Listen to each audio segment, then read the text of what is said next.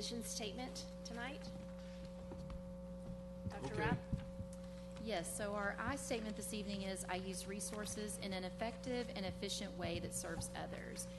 Since our focus coming up is the technology plan update, we wanted to share in terms of resources that we have seen a trend where school districts are being a target for cybersecurity threats. And our technology department has partnered with a company called KnowBe4 for professional learning. And in order to help protect our resources and in order to help our staff protect our resources. And we're pleased to report that we have 5,452 people who have already completed their cybersecurity training just since Thanksgiving. So that is our I statement for this evening. And I would say, board, if any of you have not had the opportunity to get that, I know we'd be more than that. It's excellent training. Yeah, I did it. So, all right. So, technology plan update, and so we're happy to have the directors and Mr. Kobeck, and they've done a lot of great work. So, all right.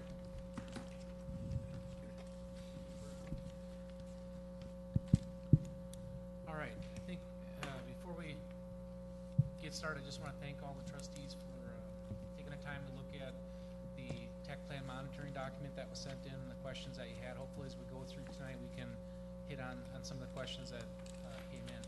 As Dr. Rogers said, I just want to introduce our directors. We have David Coons, Director of Technical Information Services, Dana Sons, Director of Tech Services, Chris Langford, Director of Network Infrastructure and Cybersecurity, and Michelle Jacobson, Director of Digital Learning. And the folks up front really are the folks that are involved with implementing the parts of the plan. And unlike some technology plans, sometimes that's a kind of a static document, and it's done, it's put up on the shelf, and you pull it off when the time's up. This really is what our teams work on. It's what we work in reference from our day-to-day, so it's been a really good process. What we're going to cover tonight is a couple different things. Obviously, we have our tech plan itself, giving you some progress monitoring overview, and we're also going to get into some information. I know it was an interest of the board around technology usage. I've been sharing through our weekly updates about doing a proof of concept with implementing some data points with the new security pieces that we put in. So I'm going to show you some examples of what that looks like. And also we're going to share some information about our year 2 device refresh.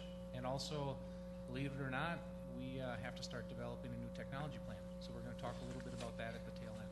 So with that, just a real quick reminder of the current plan that we have in place. The current plan that we have in place was developed using 2 different committees. We had an instructional committee that had, I think, about maybe 55, 60 people that were parents, teachers. We had a student advisory panel. And the focus of that work was really talking about how technology would be used, what level of access is needed, how do we make sure students are having access to create information, share what it is that they're working on, access to digital resources. All of that was really coming through that part of the plan. And then we also developed another committee, which was our community group of technology experts, our group of community technology experts, I think is how we called it. But that group, we really focused on the infrastructure. We focused on the state of technology, what we currently had. We also used that group as a sounding board as far as what were they seeing in their businesses or their areas of practice. So these were folks that work in IT professionally. So those two committees basically put together the goals, objectives, and action steps that were in the technology plan, and ultimately the board approved that plan in June of 2016, and that was developed as a 3-year plan. Also, as the slide says, the plan itself was really helpful as we were ramping up our efforts to determine what technology projects were recommended for the 2017 bond package. And as I said, this plan does guide our work, and also a little bit different than what you got last year. Everybody should have got an electronic version of the tech plan monitoring tool. This was something that we developed last year through our board technology committee.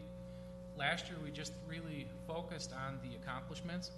That was year 1 of it. Now we're 2 years into it, so you got the comprehensive plan this time with all the different the status of each goal and action step that's completed. So obviously this is a big document. I think it's 50-some pages. We can't cover all that tonight. So what we're going to do, really by each functional team, break down what the highlights are that we feel have been accomplished, and then also share out opportunities that we see for 2019. So with that, I'm going to kick it over to Michelle. Absolutely. Thank you guys so much for having us here tonight. We're going to start with digital learning, and just to kind of talk about the instructional part of the technology plan that focuses on the instructional technology for elementary, middle school, and high school. We're looking at technology integration and our curriculum work. We're looking at professional learning, and then of course our digital citizenship and technological literacy. I'm so very proud of our team with the curriculum highlights. Our elementary specialists and ITFs, along with curriculum writers in all grade levels, have developed some curriculum in grades pre-K through 5th grade. What this allows is a common academic vocabulary regarding technology with common images that's in English and in Spanish. Those are available for teachers in Eduphoria for every 9 weeks, again, pre-K through 5th grade. There's a cute little picture here. We partnered with Math Content. We held 17 sessions over the course of the summer, and so it was our instructional technology facilitators and math learning facilitators and administrators who worked on providing authentic video examples and station ideas and appropriate apps to use. I'll highlight a little bit of that in just a second when we get to professional learning, but again, it's that authentic embedment of making sure that our technology is embedded in content. Secondary, I'm so excited. We have our Tilt resource site. It's linked in all of our curriculum documents for math, social studies, ELA, grades 6 through 12. Again, this is something that as a teacher is in Eduphoria creating lessons, she or he can go there to see how can technology enhance what they're already doing in the classroom. And then we also have our middle school technology applications curriculum development. We were kind of presented with a situation in regards to our middle schools had great technology electives, but each one was a little bit different. And so we're trying to create a common curriculum where we can provide support and true professional learning for those elective teachers at all of our middle schools. Michelle, I just want to add something too. The instructional committee that was working on the plan at the time really did have a focus specifically on technology integration by level. So if you look at the goals and objectives within the plan, we knew that was certainly an area of focus. How are we going to incorporate and infuse the technology and the TEKS by elementary, by middle, and by high school? Absolutely. Our next slide is really focusing on professional learning highlights. And of course, digital learning embraces our opportunities to work with our teachers on professional learning. I just want to highlight on Canvas, of course, this was a huge initiative for the district this past year. We had over 1,880 secondary staff within 50 sessions providing support to these teachers and administrators. We worked with professional learning with some of our very late new hires and those who were unable to attend August professional learning. We made sure that they had that same experience as well. Like I said before, we did collaborate with content areas. I wanted to highlight just our elementary math. We did have 17 sessions, and each of those were 3 hours long, and we had between 25 and 30 participants in all of those sessions. We supported gifted and talented as well as early childhood. Professional learning and digital learning, we've kind of worked together to provide some very specific Twitter chats for all of our teachers. Every once in a while, we'll have an author who shows up as well, which is always exciting. We've also provided a variety of book studies and then online courses that we provided this summer. One of the things that I do want to note is with that Canvas professional learning, that is an area that we really focused on, and so a lot of those hours for professional learning can be found there. The next part of the technology plan, of course, is the digital citizenship highlights, and digital citizenship in LISD is ongoing. Our curriculum is aligned to standards from Common Sense Media, which you can see on the graphic on the right-hand side. And I'd like to share some information from the National Association for Education of Young Children, along with the Fred Rogers Center. And really what it's saying is that digital citizenship is an important part of digital literacy for young children. And we as adults need to help children develop an understanding of the use and misuse and abuse of technology. At the same time, providing the norms of appropriate, responsible, and ethical behaviors related to online rights, roles, identity, safety, security, and communication. I am very proud of the work that we have done in digital citizenship in regards to our 4th, 5th, and 7th grade curriculum. Common sense does say that digital citizenship should be a whole community approach. It takes a village, for sure, to support our students and our parents as well. One of the things that we are continuing to strive on is, in addition just to those 4th, 5th, and 7th grade curriculum supports for digital citizenship, is embedding it throughout the curriculum. So our curriculum writers in elementary and middle school and high school are working to make that where it's something that's incorporated, where students will be receiving that digital citizenship all year long.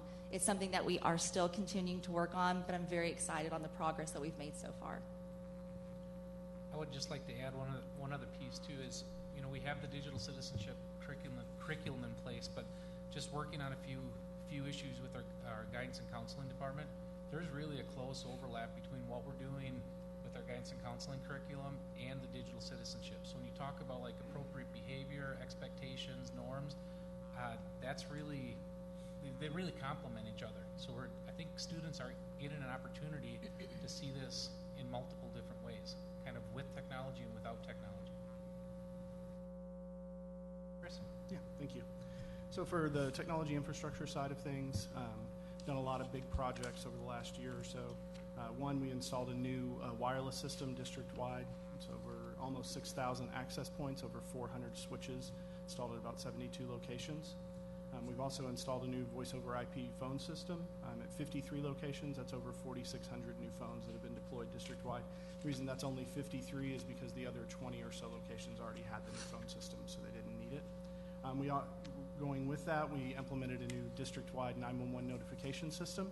So whenever someone places a 911 call, the principal, the administrators, people in central administration, the SROs, nurses, everyone that needs to be notified is notified of what room called, what extension, what time, if there's a username on the phone, so they know exactly when and where the 911 calls are being placed from. We also implemented some cybersecurity upgrades last year, and those paid immediate dividends, and we can tell that by looking at our BitSite security rating score. BitSite is a security rating service that we subscribe to. It gives you a score similar to a credit score, and since we put in those cybersecurity upgrades, our BitSite score has gone up by 70 points, so that'd be the equivalent of raising your credit score 70 points in about 6 months or so. So we know that those are effective and working. We also, going along with that, we've implemented some staff cybersecurity awareness training like Dr. Rapp was mentioning. We've seen some immediate dividends from that as well.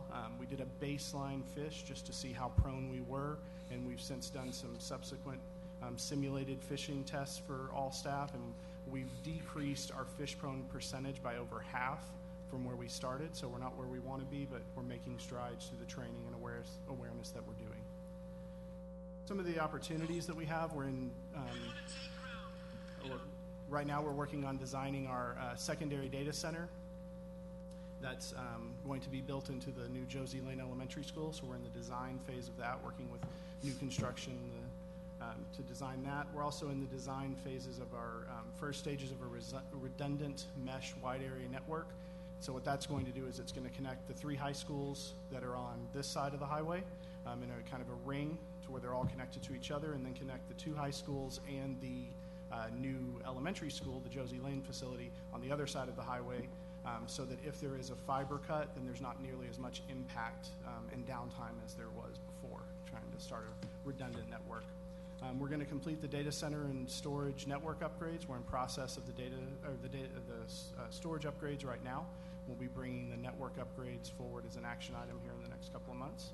And then we're going to probably over the summer be performing some cybersecurity testing and evaluation by an outside firm. Now that we have all the systems in place and we've been working with them for a while, it's time to test so we can see we're still vulnerable to be able to shore those things up. I just want to add one piece on that too. There's kind of an order of operation there where you have to get the security infrastructures in place, and then you want to really start banging on those systems to see how well they are. If we would have did this before we put those systems in place, so you'll see parts of the tech plan that says little or no progress in that area. That's why we had to get these pieces done first, so that now that they're done, now we can actually do the vulnerability testing. So for the technology services highlights in the technology resources area, we had our residual value project that we did where we collected in our aged devices, and we expected, or we projected that we would have about $2,200,000 over the life of the bond, which was a 5-year bond. Currently, we have collected $2.4 million. Hopefully, we'll have a little bit more with that, but it is over in the first year with that, over that expected $2,200,000. We also signed a Microsoft agreement, which allows our students and our staff members to utilize Microsoft products at home and while they're away from school. So they can actually download this from the website and load it on their personal devices as long as they're staff or a student within the LISD district. For our device deployment, we've completed the device evaluation in the 17-18 school year and our device refresh plan. And so with that, we've implemented through year 1, 48,674 devices. And those are instructional and the program specific. In that was 29,487 new devices for the 1-to-X and staff devices, and then 15,971 repurposed devices that we'll hold on to for the next year, and then we'll refresh those next year, and then 3,216 program-specific Windows devices. With that, we also had a new device management system that we implemented, JAMP, and so because of that, we had to touch all the devices within the district, and so that they would go on all those Apple and Apple TVs and MacBooks had to go on the new MDM system so that they could be managed. And so that was a big part of that number of devices on the repurpose section. We also improved our processes for inventory management. With our audit, we have a 99% accuracy for our technology resources. Just a little bit on that. I mean, that 48,000 number happened since summer. I mean, that is just an amazing amount of output on that particular team. All of our technicians and the campus is working really in orchestration with the logistics of that. It was a huge project. Some of the data that we've collected for the opt-in data from last year to this year, these are opt-in stats for our 4th through 12th grade for the 1-to-X program. And there is a slight decrease in this, not a whole lot, but there is a slight decrease, and we think maybe that this is attributed to possibly the new program, the changes in the new program, or possibly BYOD, bring your own device to school. So we'll be looking into that more to find out on those little bits of drops. And on the program that Dana is referencing, and we've been talking about this because we were really expecting a little bit higher opt-in rate at our high schools. Our elementaries have always been very high, but we're maybe suspicious that our new insurance benefit program we may have not had people opt in because obviously there's more financial liability, more responsibility there with the copay and the fee structure. At the middle school, I'm not really surprised because that's pretty old technology, but I would expect that number to go up next year as we roll out new technology. With the keyboard, there is more of an opportunity for someone to possibly Correct. pay more to replace. And Yep. so that's what we're trying to figure out if that's, We need to get some feedback on so that. we're researching that. It would seem to me, though, that, I mean, we're in the second half of the year, well into it. If we're still trying to figure out why kids haven't opted in, especially those that have not opted in because campuses may not have helped them understand what the subsidy issues are, et cetera, they've already missed one semester. They're going to soon here be at a third of the second semester of the year. What's keeping us from setting a timeline that we're going to have this data in the next week as it relates to why 30 kids at this campus don't have devices and 30 kids at that, which have opted out, which would like to opt in? I mean, it just seems to me if there's all the value we're going to talk about in the pedagogy and meeting the TEKS and that type of thing, and yet we don't have an answer to this, why 100% of our kids aren't served, and part of being served is opting out, right? This to me seems to be an important piece that needs to be resolved quickly. Yeah, and Mr. Miller, I would you know, first off, we do want to try to find the answer as soon as possible. I would remind you, and the board, that it was until late October that we got all of them issued in the first place, because it took, I mean, it's a massive task, as you can imagine. And so I do believe that we will have at least a better summary of why kids haven't opted in, you know, in the next, 3 to 4 weeks. I mean, we are working on that, I promise you. We want to know the answer to your question. I appreciate that. I mean, I asked the campus and I got an answer in a day, right? So I would think that we could get this quickly and come back with some type of, you know, response to how we can get these devices, which we're going to hear a lot about all the value that they bring, right? So I sit there and look at those numbers and think about the number of kids that are not getting value that we're going to hear about here in some of the other instructional elements.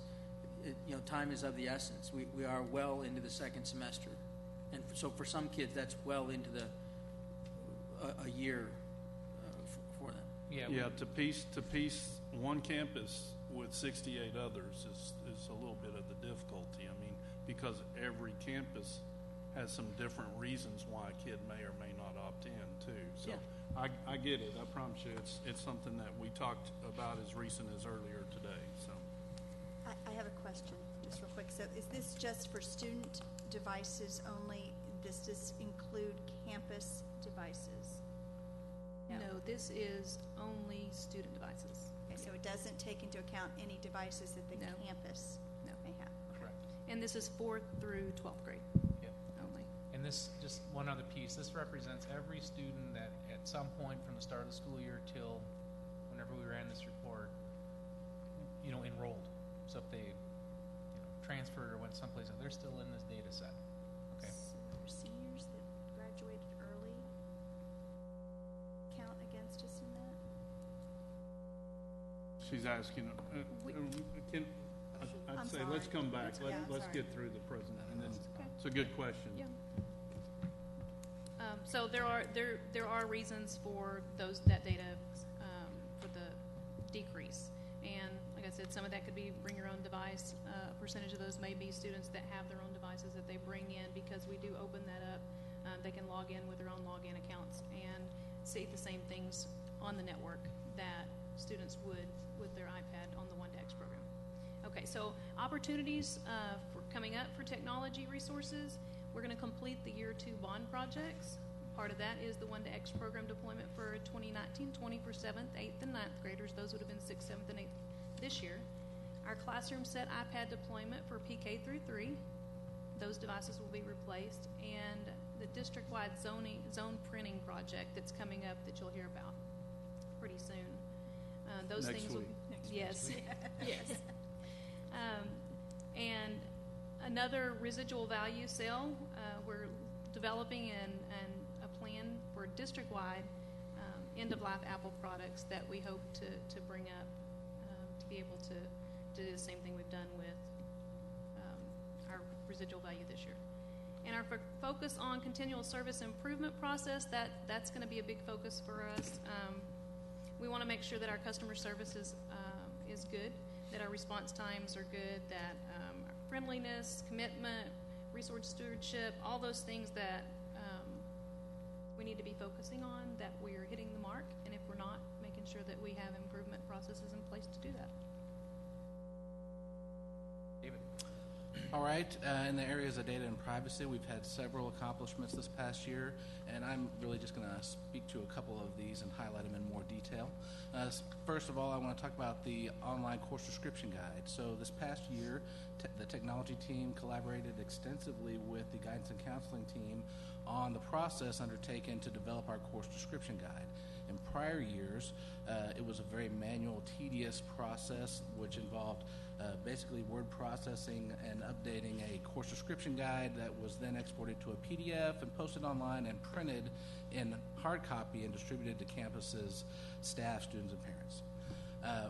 The problem, there's lots of problems with that, but one of the big problems is if you happen to find a issue that needed to be corrected in that data, well, number one, it wasn't pulling anything from the student information system, so it could have been not aligned there. Number two, once it needs to be corrected, you can't correct those paper copies that have already been distributed. So we saw a huge opportunity to improve the accuracy and efficiency of this process. So what we did, we created an online course description guide, a website that pulls data from the student information system and then displays it in a friendly format for students and parents to go online and see the course description guide. We also provided a printable version that's available for staff so that they can see it in the same kind of format they had before, but it still pulls dynamically from the data in the student information system. Again, the big positive there is if there is a correction that needs to be made or they want to make a change to a description or something, we can make that change in the student information system and it flows over to this online course description guide. We ensure data integrity there in that system, and all the corrections are also made in the student information system. So that was a big plus. Another thing we want to highlight from this year, and you're all very aware of it, is the data dashboard system. We made a lot of progress in that area this year with doing no small part to the commitment of the board in making sure we move that project forward. So as you know, this year we did a lot of research, talked to some analysts, put out a request for proposals, did an extensive evaluation of those proposals, did a proof of concept on those data dashboard solutions, and made a recommendation that the board approved in December for Edugents from Mach B. And we have since then, we've been working with Edugents to get that implemented. We rolled it out to principals last month, just the readiness dashboards from the proof of concept. So they are already in there looking at that data, reviewing it. We wanted them to review it for accuracy to make sure that there weren't any issues with anything that was in there, if they had questions about it. And then we'll get to the opportunities with that later for next year. but that was a big project we've worked on. And then finally, I want to talk about the Trusted Learning Environment Seal. That's not something that's just a technology recognition, but it is certainly related to data and privacy. The Trusted Learning Environment Seal is a designation to recognize the efforts of school districts in the areas of student data privacy. And the school district was initially awarded the Trusted Learning Environment Seal back in 2016. And so it's a 2-year designation. We certainly don't view receiving the seal as crossing a finish line in terms of data privacy and protection.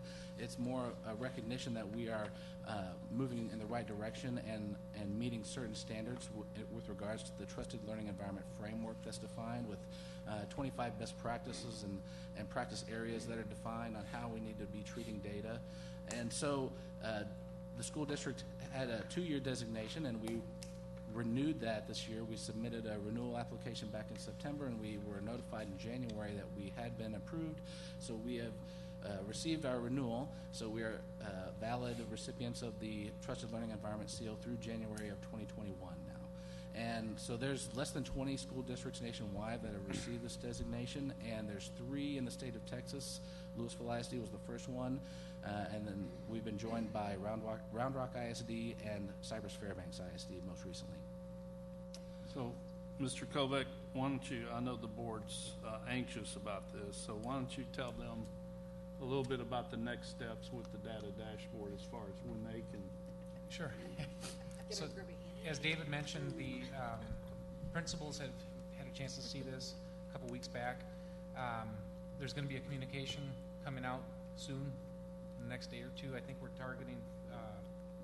So right now we're targeting February the 11th when we would be rolling that out, and so I'm not sure what all's been communicated to you yet on that, but it's certainly going to be coming your way very soon, and offering some training opportunities for you to come and be trained on how to access the dashboard and what's available.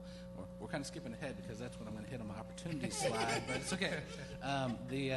It's certainly an opportunity that we're going to take advantage of this coming year, and so our plan is in February we're going to be rolling it out to the board.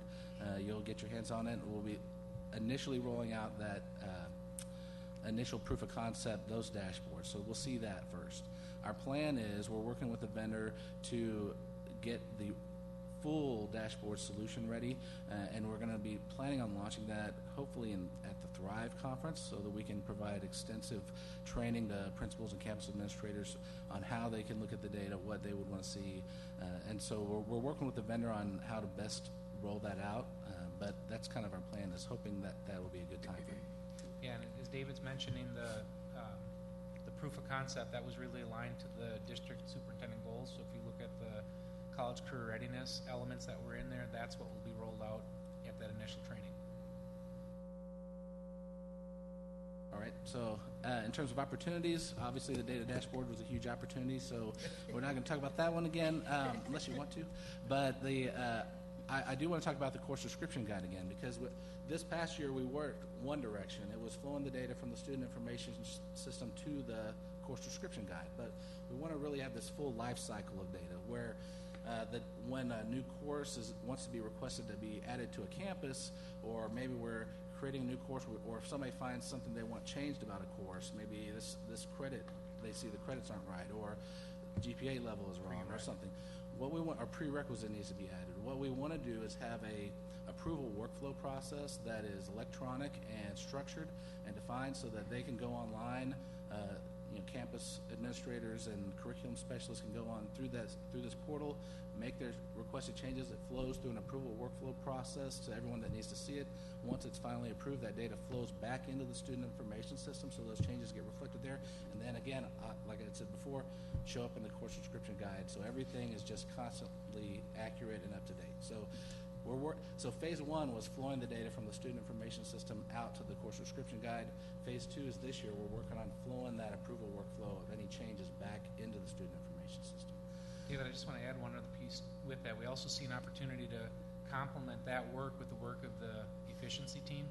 So when you look at like just general resource management for a course, what else is needed there? Space, facility, technology, et cetera. So there's an opportunity there to have better visibility in what it would take for any type of course change. Right. If this course requires a new computer lab to be added to the campus, then that might not get approved, or it might need to have further discussion. So those kind of things would hopefully be part of the workflow approval. We'd catch that. And then we already talked about the data dashboard, so that's all I've got for the opportunities.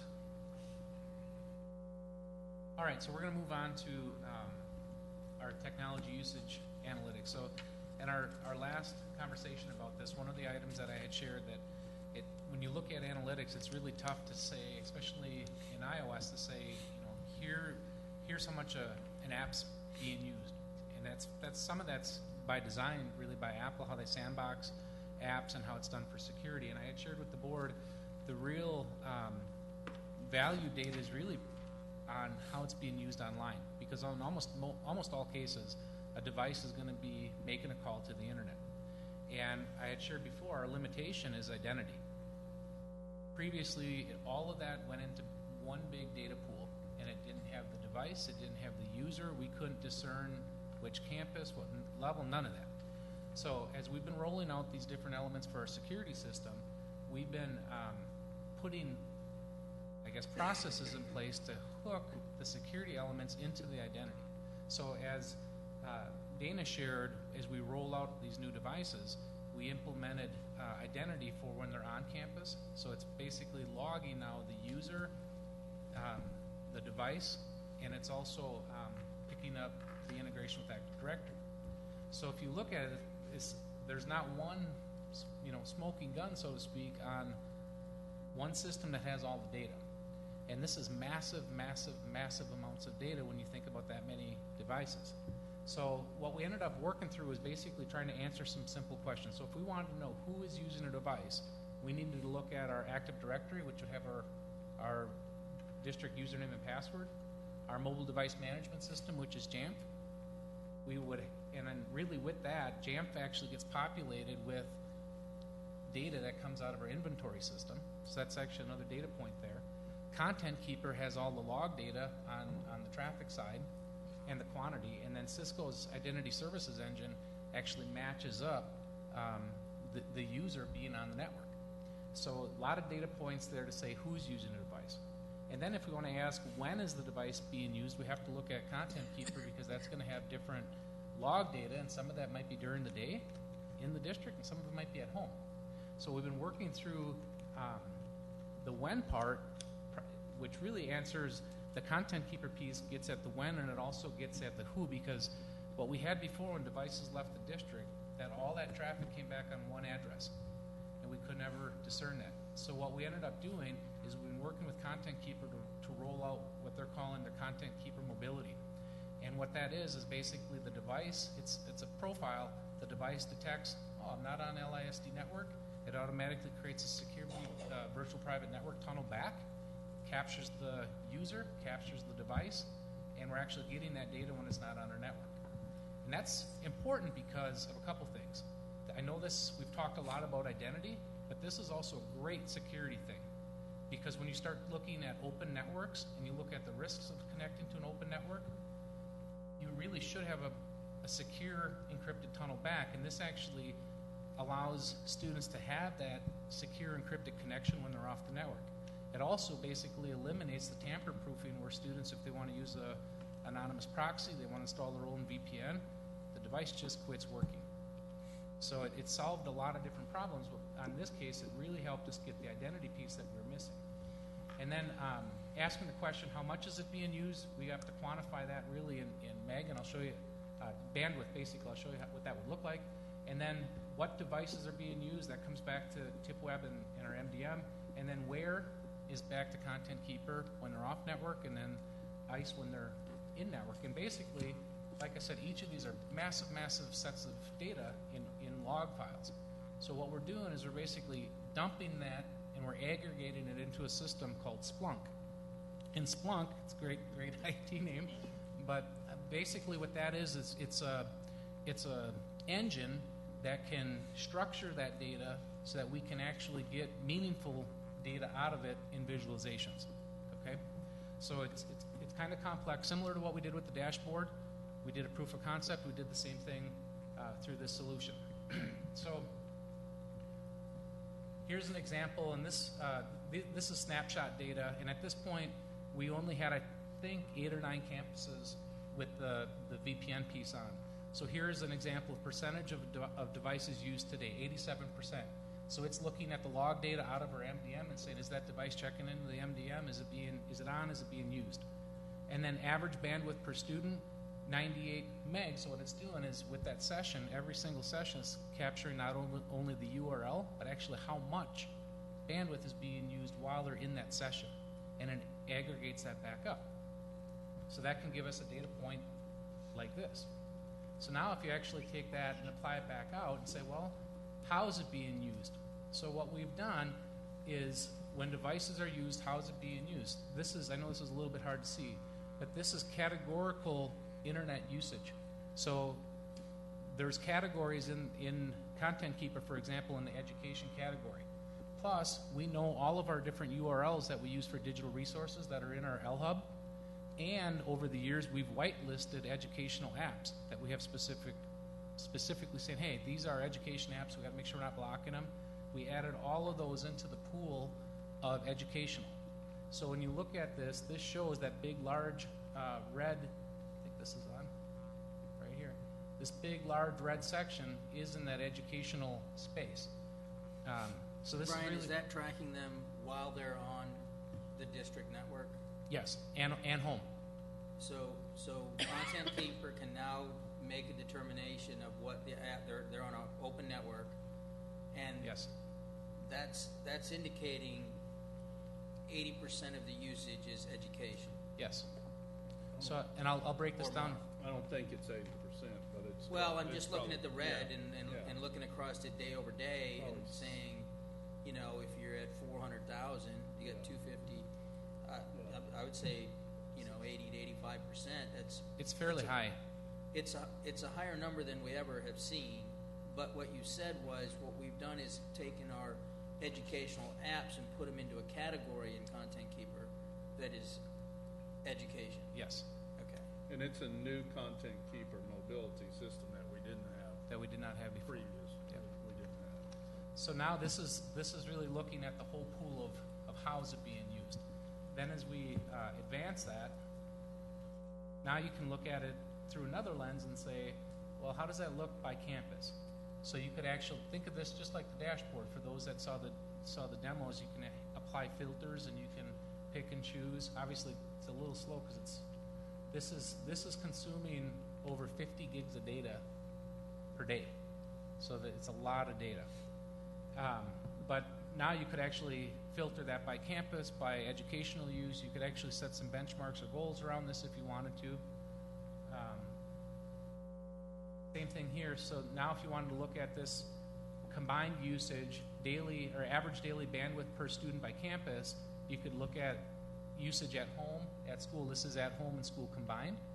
And then if you wanted to look at it just at home, it can tell you that because it's looking at the traffic category classified because it's coming in off a different address. So it can discern, it identifies the user, it discerns that it wasn't on our network. So kind of a cool way to look at the data. David, were you going to say something? Here's another visualization of what that would look like at school. So what we've been doing, we've been continuously rolling out this mobility application. Dana, what are we up to? We probably have 10,000 devices or so on it now, and we're trying to bring on about 1,500 a week, and obviously we're trying to roll it out, performance monitor, make sure the servers are running. We roll out another batch. So I think by the end of the month, if things keep rolling the way they have been, we should have it on all of our campuses. So what you're seeing here was just at that time as we rolled it out, we only had it on a small subset of campuses for the proof of concept. So with this, what I'm really looking for, to be pretty direct with you, is some feedback from the board. I know this is an interest to have data that can look at utilization. Obviously, this was a proof of concept, so if we're hitting the mark on this of what you're looking for, then this is something we'll have to work with procurement and try to get these services to continue this. We can talk about this more as we open it up for discussion. But our next steps on this is really, I already touched on the other one, procure long-term solution for tech usage analytics if we're on target for what you're looking for. And obviously we can build into that more. But the other part is we are developing the plan for year 2 device refresh. And I wrote a couple things in our update about that, expecting a recommendation. There's some buzz. Apple hasn't announced this, but there's some buzz going on right now in the online community around Apple possibly releasing some new hardware at the end of the month, or perhaps late March or early April. So with that, we've kind of backed off on bringing a plan forward because my philosophy on this is, especially if we're trying to use a device for 5 years, we want to make sure that our dollars are buying the best technology at the time we can buy it. So we're trying to keep tabs on that. At some point, if something doesn't get released, we're going to probably have to get moving on it so we can get the stuff ordered and get it here. We are having some struggles with our current iPad Airs just on batteries. As you can imagine, 5 years old, it's been a little bit problematic. But as soon as we know that our plan is to bring a recommendation back to the board for that year 2 device refresh. Year 2, as Dana said, will focus on PK3, the class sets, and also students that are currently in 6th, 7th, and 8th grade. Obviously, going forward for opportunities, we're going to continue to implement the remainder of our 2017 technology projects that are in the bond. As far as developing the next tech plan, I know we had talked about a really formalized process on that last plan. We've discussed this and really see what we need to do in the next 3 years is implement the things that we had included in the bond program. We're really just into year 2 on that, so we think we can put together a plan that's not maybe as intensively developed with community input. We really believe we got that part done as we built this plan. Also, I provided in your packet the TEA has published their long-range plan for technology for Texas. So there's, as we develop the new tech plan, we would certainly reference that for areas to make sure we're in alignment with which direction the state is looking as far as technology use. And then the other item we're looking to do is develop basically a technology leadership council. And that would be a group of diverse stakeholders. The current thinking is that be some teachers, administration, parents, to really use as a bit of a sounding board for the things that we're doing with technology, how are they seeing things being used, and then certainly using that group as a sounding board for our next tech plan as well. So I think that wraps it up, and I'd love to open it up for discussion. Okay, well, thank you very much. The presentation was outstanding. So we're going to start with Ms. Sells for questions and go down. Thank you all. That was a great presentation, and I appreciate the data that you brought to us. One question that just popped into mind when you were showing us that the beautiful, colorful graph, are you able to separate out the school usage and the home usage to provide that same data to us? Yeah, Could we you would. do that in that same graph? I mean, that's really, that visual is really impactful. And I think that as we talk to our community and they think that the kids are just taking these devices home and not using them for educational purposes, I know my daughter, for one, uses it every night. And so I would like to see, are those, where does that fall in that usage in home and that usage in school, and just have that same visual. It's really impactful, and I thank you for that. Yeah, we can do that. I just want to point out, I failed to say that the proof of concept with this, we had a certain amount of time on the licensing. So what you saw here is, obviously these are screenshots. So we were preparing this for this meeting, so we don't actually have the ability to extend the licensing on this. If this is something that we want to continue to do, we'll have to secure long-term licensing. So this is really, I wouldn't call it a mock-up. This was real data. This is very similar to what it would look like. But to give you something long-term and ongoing, we'd have to go to the next phase of securing the product and service. Well, I'd like to see how that plays out over time. Yep. To see if that increases, if it decreases, and then also be able to tie that into student outcomes even on campuses at some point. So tying that all together and just keeping that in some fashion, in some form, and with the use of some technology to be able to do that would be amazing. Thank you. Mr. Muller? Yeah, a couple things. One is, so to the prototype, I think it's great. So it sounds like a lot of those things we saw, we would have to spend some money to get those. We've been asking for it for a long time. In fact, for those who don't remember, it's June of 2014 when we've been asking for those things. But to that point, because we've been, really kind of held hostage to some degree by this vendor or not others not being available, I'd like to see what other vendors have available, because I'm sure the market's matured. So there's got to be something beyond Content Keeper, and what else is there? What are the advantages we would have, etc. Once you have those alerts in place, let's just say you're monitoring those, what do we do with them? What do we see if we have, somebody's looking at it 7 o'clock tonight, we have high usage of games, or Buddy has a high usage of games over a 7-day period? What are the M&Ps in place to alert really Buddy's parent and the campus that there's an issue, and how are we going to handle that kind of closed loop process? Right now, there wouldn't be any KPI or key performance indicator around it, at least not within the scope of how we set it up. The capability would certainly be there.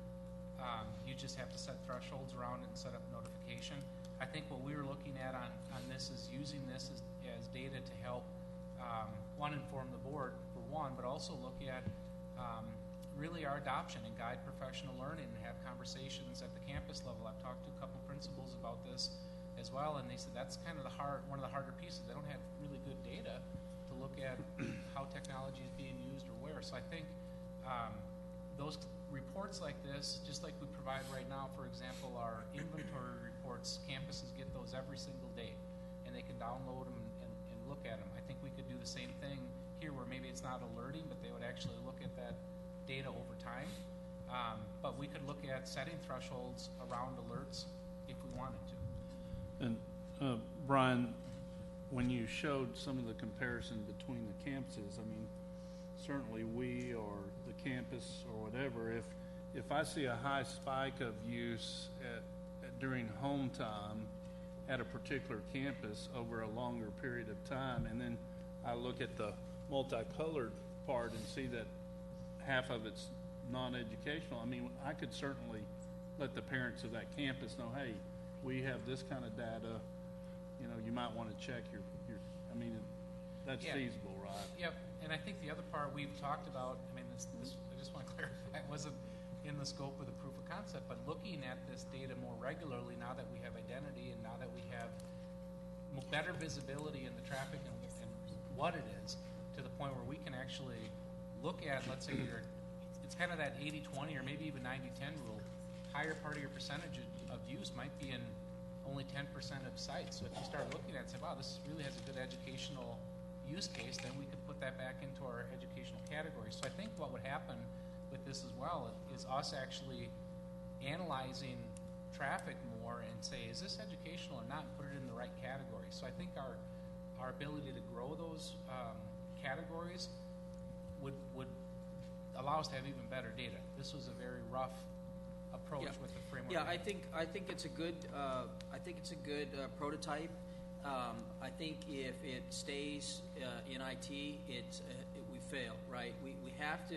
I think when you go to campuses and someone says to you, "Hey, if I knew how kids are using the app such and such," right? What I'd say to that person is, "What would you do with it?" Well, if I knew that they were playing more games at home than using it for educational purposes, what? Well, what would a teacher do with it, right? As we play those things out, there's processes that we have to put in place. And so one process could be that every day, right, just like in the business world, a teacher is going to get a report, and it's going to show the usage of the kids' devices, let's say every day or over the week. And you can take a look at it. Because when you start looking at authentic learning and what's happening, you might be able to find some trends that show, you know what, Tracy's been struggling with his writing, and you know what, I can see here that every night from 7 to 9, he is not using his device for instructional things, and we have talked about going and using these apps. That's the level of use that I think that we want with this data. That's where we want to go with it, not just now we know where they are because we've been able to categorize it. So there's maturity from a content keeper, that's great, but I think this has to be closed out with a holistic plan of what's going to happen at the campus level and how do we take that data and apply it to a teacher's approach to helping students learn effectively against the TEKS. Last thing is, great idea. We've had a lot of technology committees. I hope you guys solicit input from the board for designees on that. We've had some good committees and we've had some bad committees, and because of that, I think it would be great for the board to have some participation in who some of the players on that might be. Ms. Lasan? Thanks, you all. Great presentation. You guys are really very impressive, I must say. Everything that you do is very impressive. So I just wrote down a couple quick things. The first one, and this may be a newbie question, my other board members may know this, but how do we handle the insurance payments for kids on free and reduced lunch? Do they have to pay that? Yeah, I can answer that. So what happens for students that are identified as pre-reduced in Skyward, that's automatically brought down from $40 to $30. And then also if there's, in our 1-to-X handbook, there's a section in there around hardship. So if there is a family that does have a hardship, that's something that should be brought to the principal's attention. They'll discuss that, and that can actually be brought down to as low as $10.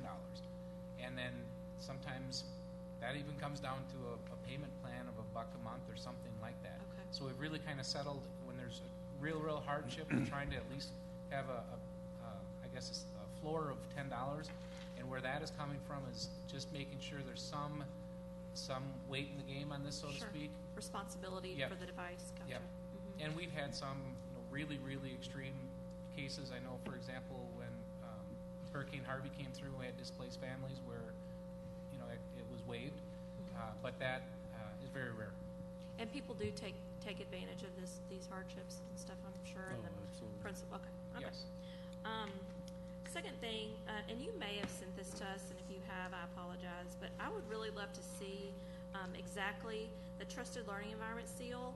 Like, what does that mean that you did? I mean, obviously, I know in concept, but I have had people walk up and say, oh, they're concerned about, you know, their kids' privacy and all this kind of stuff. So I would love just to have that in my hands to just say, well, this is what this means, and this is why we have it, that kind of thing. So Sure. you could just send that out. Or, I can provide that to you. It's basically the seal for everybody. It's a framework of 5 areas of practice. And then within there, there's 25 total practice areas. And it's, you know, we reference it as a privacy issue, but it's really more broad than that.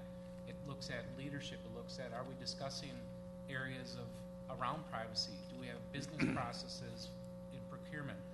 What are we doing on the cybersecurity side? How are we handling data that when you're going to a third party? You know, we've implemented our data privacy agreement. We look at encryption when data's in traffic. We look at encryption with data at rest. So it's very, very robust. It looks at in the classroom, teachers training on digital citizenship. Are we training our teachers around data privacy, and do we have processes for vetting and reviewing apps? So it's very broad. So I can send that to you. There's 25 total practices within 5 practice areas. that's great. Very proud and want to brag about that big time. So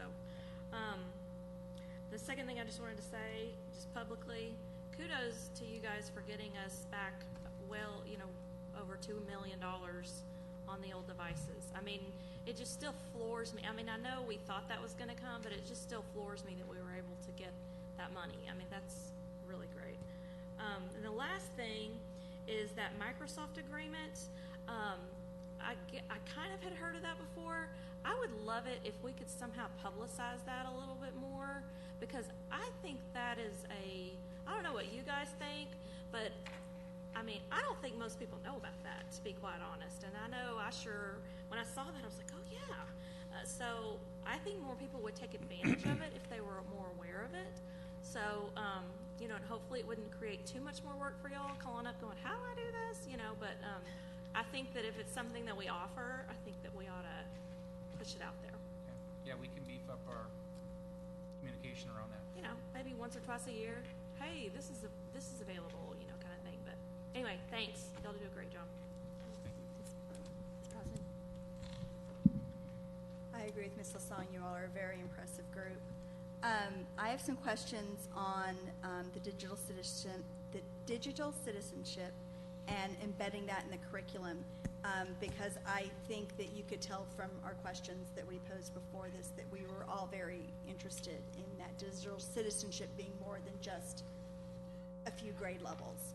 So my question to you is, since we're embedding it in our curriculum, when do you think that we will actually have a K through 12 digital citizenship plan? I mean, when will that happen? Well, you know, I think that we've made really good progress in elementary based on our scope and sequence and our curriculum documents right now. For middle school, where we are right now is really talking to the content administrators, looking at their curriculum and seeing where some of those natural alignments are, and then really just looking to see some of the other TEKs, like where can we put it? So I feel pretty confident at the end of this year we'll be able to get some feedback from some of our teachers, and hopefully by 2021 we'll have a more robust digital citizenship curriculum. You know, I think one of the important things that we need to look at is just making sure that we do get feedback from our teachers to see how they can naturally, you know, align it with what they're teaching already in the classroom. Okay, and then I am very curious about the opt-in, opt-out per campus and exactly what that looks like. Because I agree with Mr. Miller that we've certainly invested a lot of money in these devices, and I also know how frustrating it can be for teachers to not only have to do a lesson plan digitally, but also have to do I'm going to call analog lesson plan as well, and what that looks like for learning, etc. So I know you said we're going to go back and see why we have some lower at some campuses than others, and if it's the insurance buy-in or what have you. I want to know what that is by campus. I think just elementary broad doesn't give me a picture as much as a campus does. And then I'd like to see how that aligns up to our professional learning with those teachers and what that looks like. And then The other question I had in the workflow for the student course guide, that circular that you talked about. By the way, if you're doing this ill, you are just way beyond more brilliant than me. And that is, how long will that take? Like, what is that? I mean, what does that look like from the time that an administrator or a counselor goes in to put in the change to the time that it appears? So, right now, I don't have a clear answer for that. We're still in the design stages for the workflow, working with guidance and counseling initially to clarify what the workflow is and start putting it into an electronic format. Obviously, some are going to take longer because the workflow is going to have some logic in it that if these things are being changed, then it needs to go this route. Otherwise, it may go down a different logic tree. From an electronic perspective, it would be instantaneous that the approvals would happen and go into the system. But from a workflow people perspective, it's just like any kind of workflow. If it takes you a week to go in and review your requests and click approve, then it's going to delay the process. So David, as an example, if it's a mistake on the amount of credit to be given, that's going to be a pretty quick turnaround because Correct. It's not going to have to go to a lot of people. But if it's about adding a course, Correct. that's going to have to go through more Right. steps within the workflow because Precisely. we're not going to allow just a principal to click yes and add a course. We're Right. going to make it go through curriculum people, through assistant chief, doctor, so on. Is that Exactly. okay? Yeah, Dr. Rogers can read my mind. That's kind of what I was actually Thank you. going with, like trying to find out exactly how many people were going to be in your circle of workflow. And as far as the dashboard, sign me up for training anytime. We're just about ready. Sign these two up first. Yeah. Thank you for that. I agree. Great job by all. Y'all do amazing work. I really appreciate it. Okay, first of all, question on Eduphoria. Do we have any kind of a tracking mechanism to find out how often teachers are going into the different things to see how well they're using the systems within? You know what, I'm going to be honest, I don't know the answer to that question, if it's something that we can see specifically by the login to Eduphoria. Eduphoria itself does not have the data analytics, but what we've done is we put a lot of curriculum documents into Google, and Google does have data analytics on it, so we can take a look at how many teachers are going in and viewing those curriculum documents, how many people are looking at them. I mean, you could then guide what's working well, what's not. And if there's little gems that they don't know about, you could push those out. And anything like that might be in Eduphoria that's stuck. Right. Just curious about that. The electives for the middle school, are we trying to get input from the teachers as well to create a combined curriculum so that if one teacher at one campus is doing this really awesome thing and Absolutely. It kind of started with meeting with the middle school principals and Mrs. Lewis just to kind of see what was already out there, and so we identified some needs. One, we're piloting at Lamar this year. It's a Technology 1 Foundations class that we felt was going to be really important. But all of those curriculum groups have teachers right now who are teaching some of those electives at the middle school. We've put them on groups just so we don't overwhelm them, but they have been very vocal in regards to what they are doing at their campus and really trying to look at the broad concept instead of just an isolation of we teach robots or we teach Photoshop. Really, what is the background of really encompasses that technology? For the cybersecurity testing, how far down does that go? Does that go all the way down to the student level when you have the consultant come in and basically try to break our system? I'm assuming is what they kind of do. How far does that go down when they're trying to evaluate the cybersecurity? Yeah, so we're going to do probably an RFP for that to determine what methods we want to use. And so I don't know if we're going to have them actually come into the buildings. That is an option when you do the penetration testing, but I haven't talked with Mr. Garrett about that at all yet. But we know it's going to be them, what they can get from the outside coming in, not a physical presence within LISD, but just what can they get cyber coming in And like online. how we might be missing some things on some student data. Are we going to try to go all the way down to a student data device to see what we can pick out? are we trying to do any of that? That's definitely an option where we can get, that's one of the options. You can give them the devices that you have and let them on your network or coming into your network from those devices to see what they can get access to from a student or a staff device. So yeah, that's definitely an option that we would have. So. Be very curious on that. I'm also very curious on the free and reduced lunch opt-ins or by campus. So I'm very, very interested in how the campuses are doing that in particular. You made that really good. For the online course guide,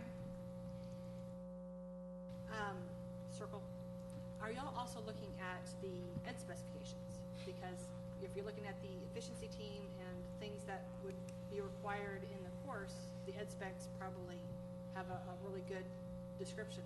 Are you going to try to use that to tie in any additional things that might be unique to that course? So, I mean, it's definitely going to, the workflow would incorporate several different aspects of functional areas within the district, from learning and teaching to even we've talked about employee services or in technology. You know, is this going to require additional staff if we're going to add this course to this campus? That probably needs to be a consideration before we approve that course being added. So it seems like a lot of the same things that we've already done for the ed specs. How can we not duplicate, or how can we make sure that the same information is in both places?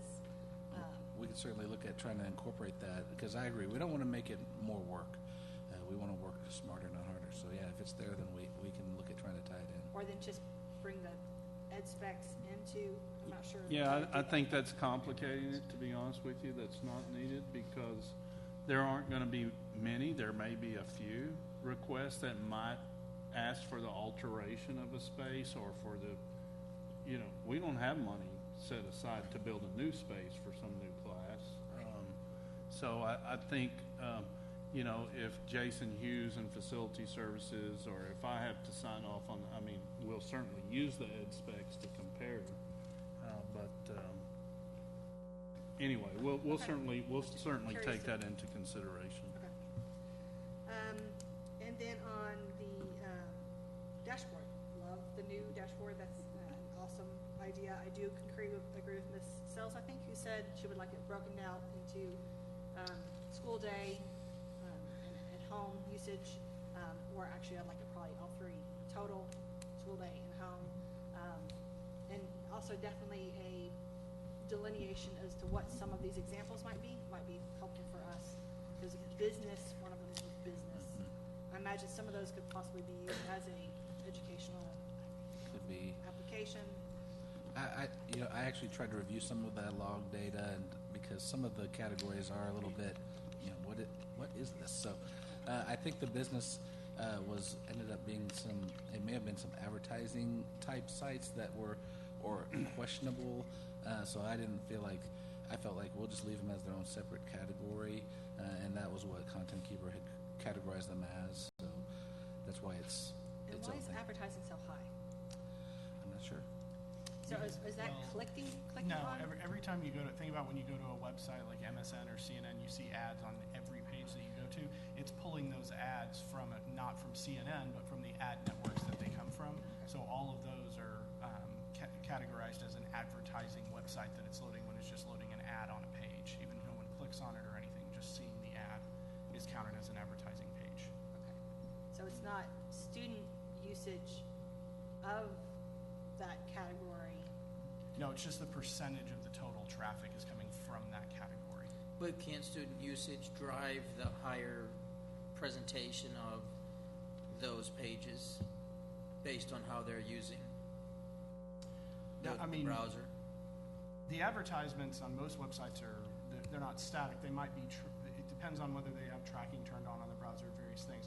But the ads that get loaded, I mean, they're going to see one ad or another. I mean, right. The ad space is there no matter what. And they generally just pull them all from the same type of ad networks that come in. So, you know, it doesn't, if they're not clicking on advertising links, they're still going to see those advertisements on CNN, Fox News, whatever website they're going to view whatever they're viewing. So Chris, let me make sure I understand y'all. If I go to an educational site, if there's an ad over there, then it might register that that's 90% educational and 10%. Yeah, when you're doing the business or total whatever. breakup based on the I bandwidth, got you. yeah, the education will be much higher than the advertisement. Okay. Could you then, and I have no idea what the terms are, could you separate it by traffic versus usage? I mean, because I don't really care with the traffic coming in vis-a-vis the ads, but the usage. So is the educational green, red spot, was that all usage? Yes. Yeah, that graph was showing the bandwidth. So the bandwidth is the actual usage. The higher the bandwidth, the greater the usage. Okay. But it also showed advertisements, and that was just really traffic coming in and not, Yeah, the usage being how much data is it Were they loading on a page? So let's say that an ad is 1 and then the entire web page is 100. Well, then the bandwidth for that web page is going to be a much greater representation in that graph than the advertisement that's on that page. It's only 1 instead of 100. So I'm not very efficient shopper if I'm going to an educational site to look at an advertisement. Yes. I mean, is the point. Yeah. Right, okay. okay. Okay. And also, along the lines of what Mr. Miller had said, I think a data management plan of some kind, overarching, explaining first of all to the campuses and to the teachers what, when this becomes to fruition, I think teachers will wonder what we're doing with the data. So, an intentional description of what the administration is looking for, because I definitely don't want the teachers to think, oh, I've got to get my numbers up to make my numbers spike, because that's not what this is intended for. So this shouldn't be, sometimes when you provide data, you just get usage, and it's not fruitful. So something that describes what administration is looking from the teachers, whether it's y'all or principal level, I think that'd be a great thing to put down on paper so everybody knows. Things that could help the teacher. So just a data management plan involving every level so everybody knows what's expected of them, what you're looking for while using the data. We'll provide some context as far as why we're doing it. Right, be helpful. But otherwise, great job. All right, thank you so much. Michelle, I had a quick question. You mentioned the secondary tilt resource site that's linked to math, social studies, and ELA. Is that resource in-house for LASD, or is that another entity? Actually, one of our instructional specialists back there in the back, Ann Crosby, it was her baby, and it's in-house. It's something that we've created from the ground up. So it's on a Google site. We're able to get Google Analytics on it to see the number of teachers who are accessing it. We continue to add to it and grow it. We go back, we review the resources. Talking about student data privacy, we want to make sure that these vendors are not changing their terms of service and privacy policy on us. Sometimes they notify you, sometimes they don't. So we do that 2 times a year to make sure that our students are safe. That is so impressive. Is that something that we can look at, or I can come in? Kudos. Thank you. Those are the amazing things that our district does, and I just want to make sure that, I love sharing that this is in-house, and Absolutely. This is amazing use of resources. So thank you. I also had a technology resource, a question. When I love that we're wanting to measure friendliness when people are providing a service, how is that measured, or how is that determined? We have surveys that we can send out on our tickets you can send it up on an individual basis or like on a random. So we collect that data. We talk about it. We talk about our 4 cornerstones. We talk about our I statements. We're building that now to make sure that we are acting out what we believe. And so as far as measurability, the ticket system would help. Okay, so if my student went and turned in the iPad, had to get it fixed or set service, then she would receive a ticket, and there would be some question about. Well, that's great. Thank you. Right now it's randomized, so Okay. you don't get it every time. Okay. No, I'm fine with that. I think you can get great data. I just wanted to see. And then on the technology council, I really appreciate that idea. Is that something that we could also look at getting businesses that are in the technology field? I know Boeing is really growing with all of their technology. Is that something that we could also reach out to some of the business partners in the community? You mentioned parents and teachers and students, and I appreciate that, but if we considered those in the technology field? It's it's crossed my mind. I was looking, obviously when you build a council or committee, I'm thinking about the different diverse stakeholder groups. Obviously, you want some folks that are parents. You want some people that have a background in IT. Like when we put together the group of community technology experts, we were looking for people that were really strong in data security and privacy. We were looking for people that were strong in development and information management. We were looking for operational people. So I think the same thing, we look for kind of a diverse smattering of people that have IT experience as well as perhaps a parent, perhaps no experience. I think having a really diverse group is what we're looking for. So business piece, folks that are doing IT as a business or that's their trade, I was thinking we would have people in there. Because I appreciate having parents, but just sometimes even some of these businesses, just having an opportunity to meet with them, they're just at such a high level.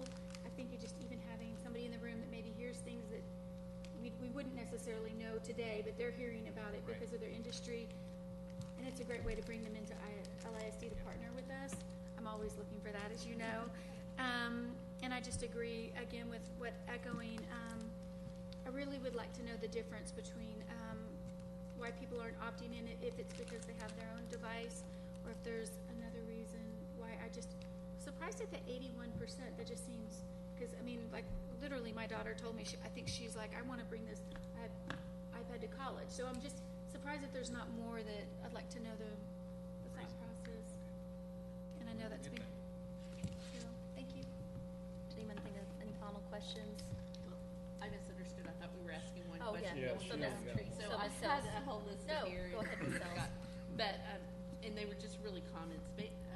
Wondering too if we could have a copy of this presentation.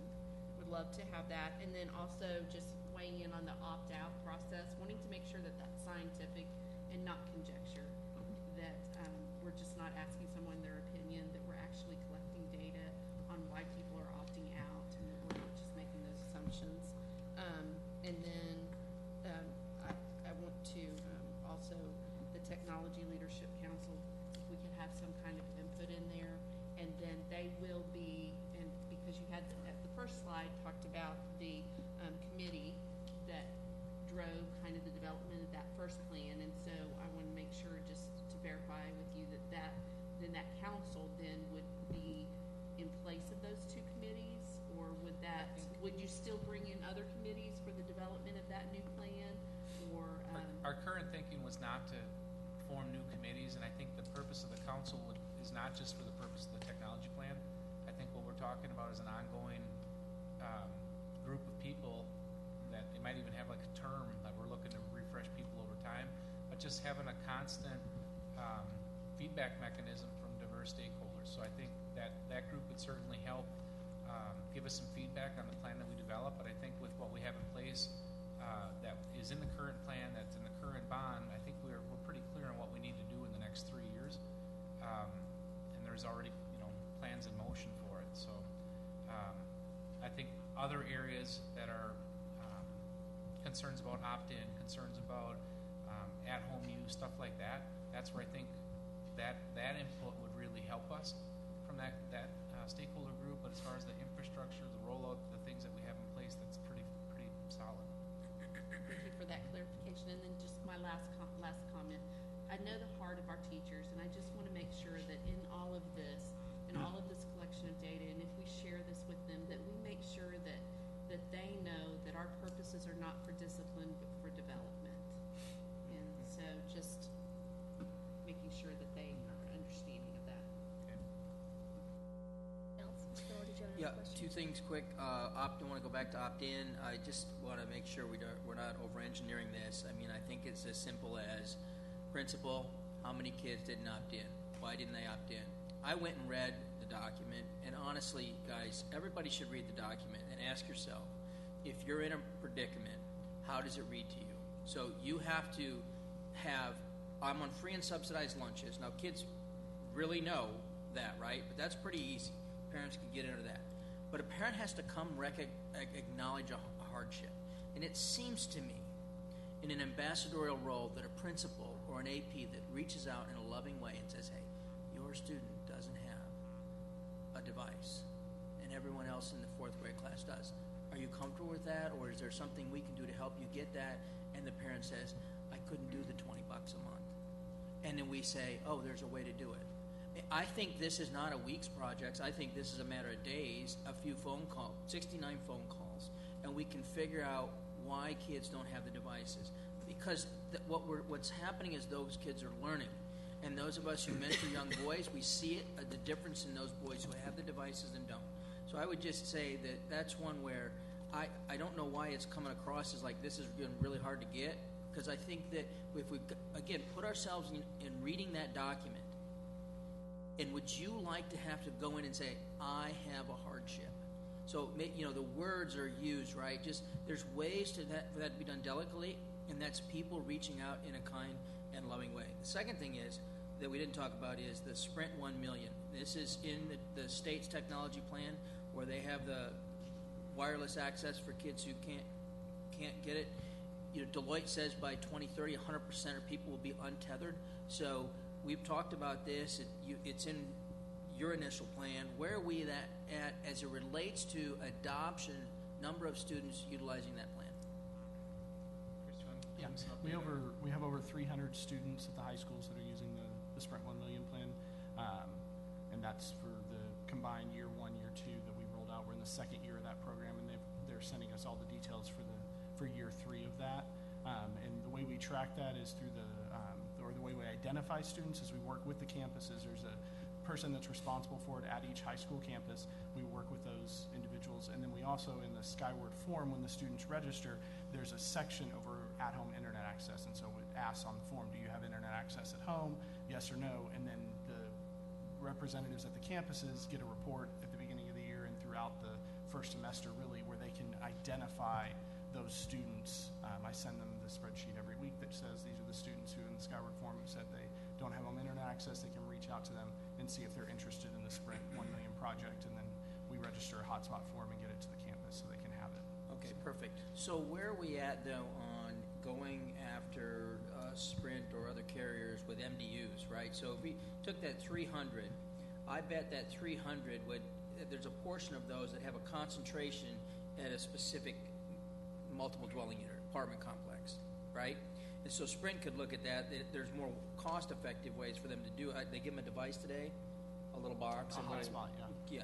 Yeah. So are we looking at anything in partnership with the carriers that say, we know Basswood Apartments, you can start listing them off, places where more than just our high school kids, including our 4th and 5th graders, could start getting access at home for instructional usage. Any progress along those lines? At this point, no, but it's something that we need to put more work into.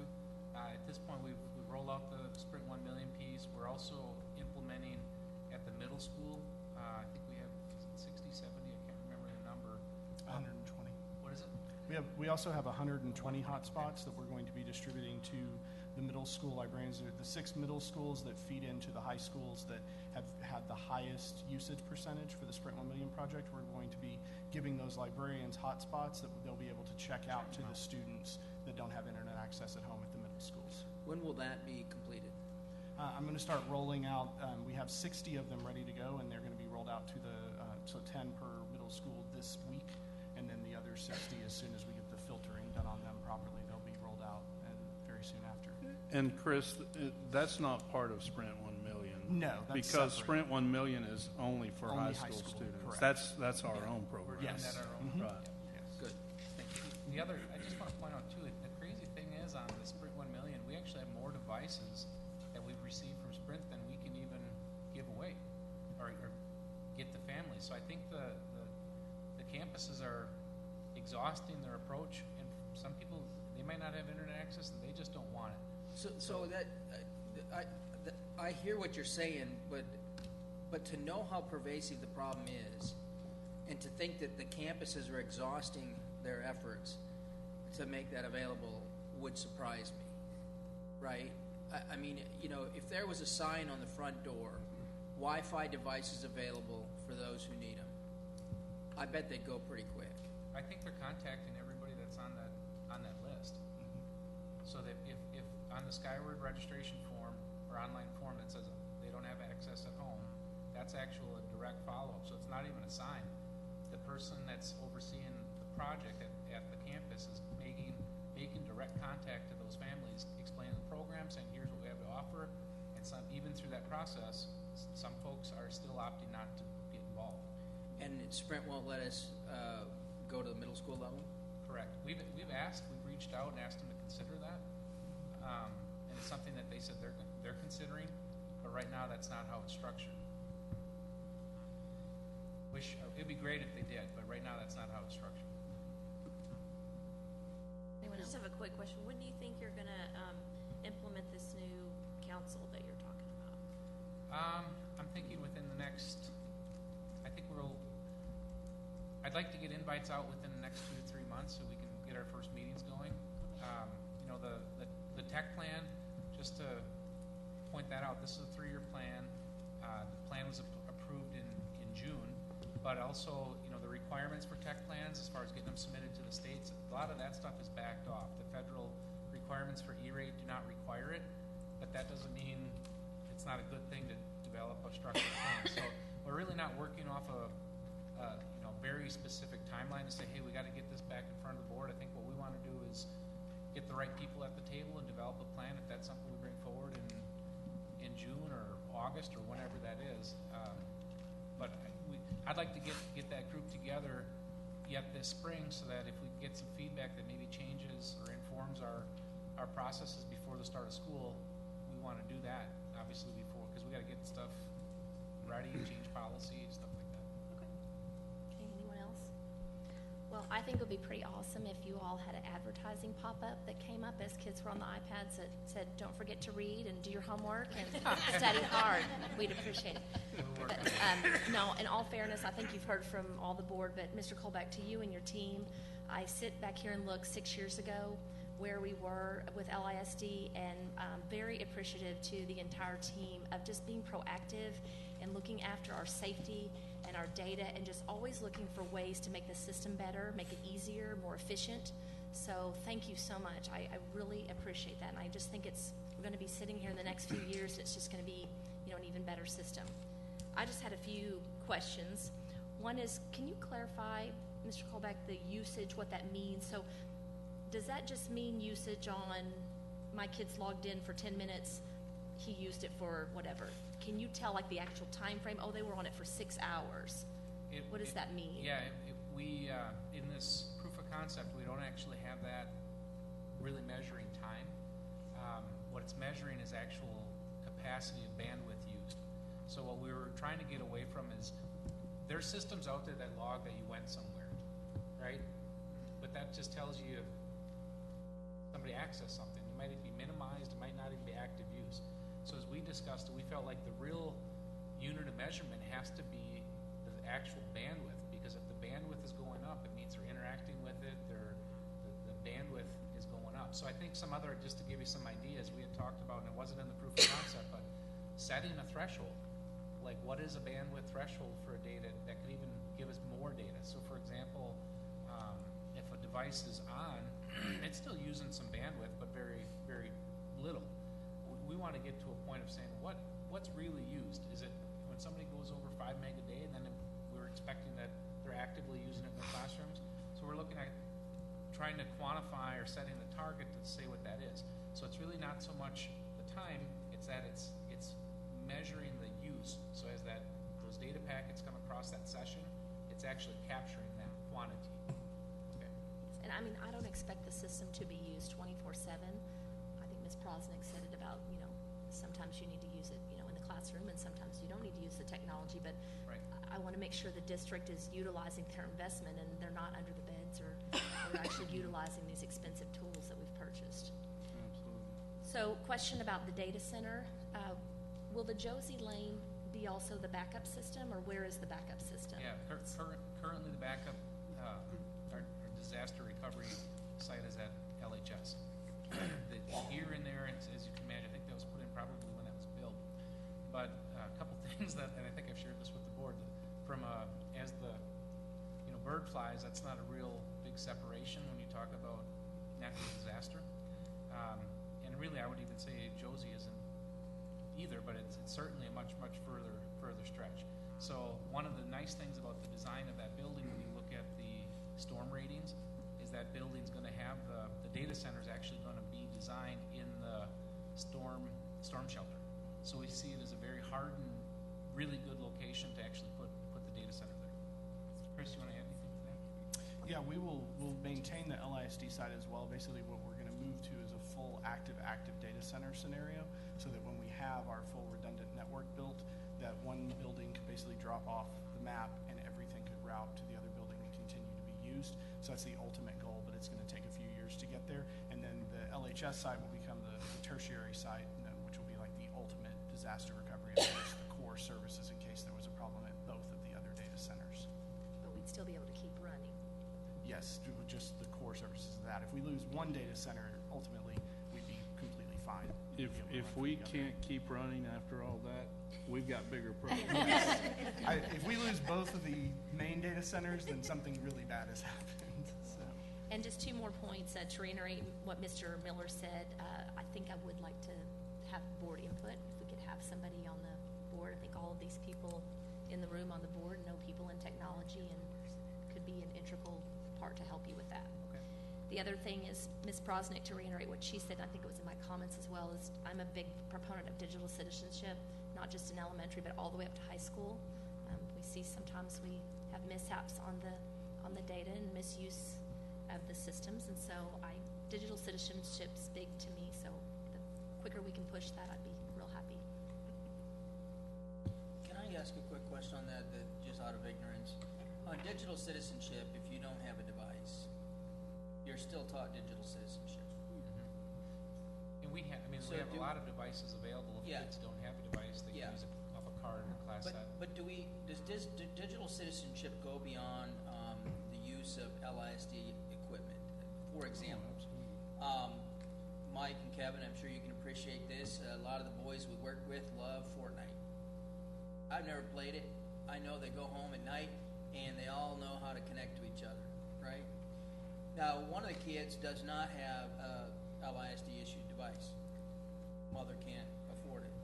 Brian, you and I have spoken about that. But he knows how to get online and he knows how to do stuff there, right? And I would think that there's the content around the digital citizenship beyond just using LISD devices well and prudently and safely and respectfully is valuable. Are we covering some of that for those? Yeah, and I would, Michelle, you can chime in, but my view on that is the digital citizenship curriculum that we're providing, it applies to regardless of who owns a device, what device it is. If it's at-home use, it's really life skills around Correct, yeah. appropriate use. Correct. That's exactly right. Take the 1 to X devices out of there. Again, we start our curriculum in kindergarten, pre-K. So, it's really talking about those large ideas as to what to share online, which sometimes that's not even related to what you would be doing educationally, but just making sure that our students are safe, not sharing what their address is or sharing a picture where it shows their, home address of their school. Yeah, that's good. So as mentors, I think that's a good thing to reinforce with some of these kids when they're talking about playing these games even, but I'm glad it goes that far. Thank you. That's all my questions, so thank you. Great presentation. Thank you. Thank y'all very much. Thank you. Great job. Okay, we're going to move to finance report. Mr. Ball. On Farmont Cares. You're up, Mr. Ball. Thank you, Ms. Cox. Dr. Rogers, members of the board. We have three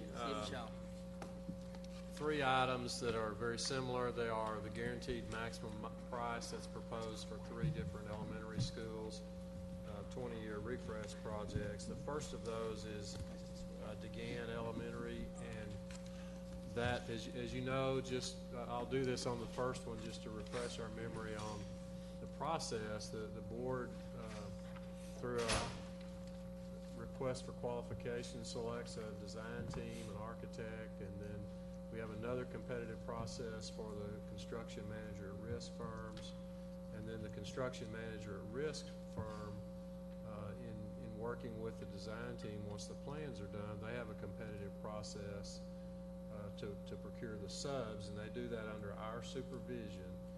And so at the culmination of that process, that's where we are on these 3 projects. And the first one is for DeGan, and the construction manager is Jackson Construction, and they're proposing a guaranteed maximum price of $7.6 million.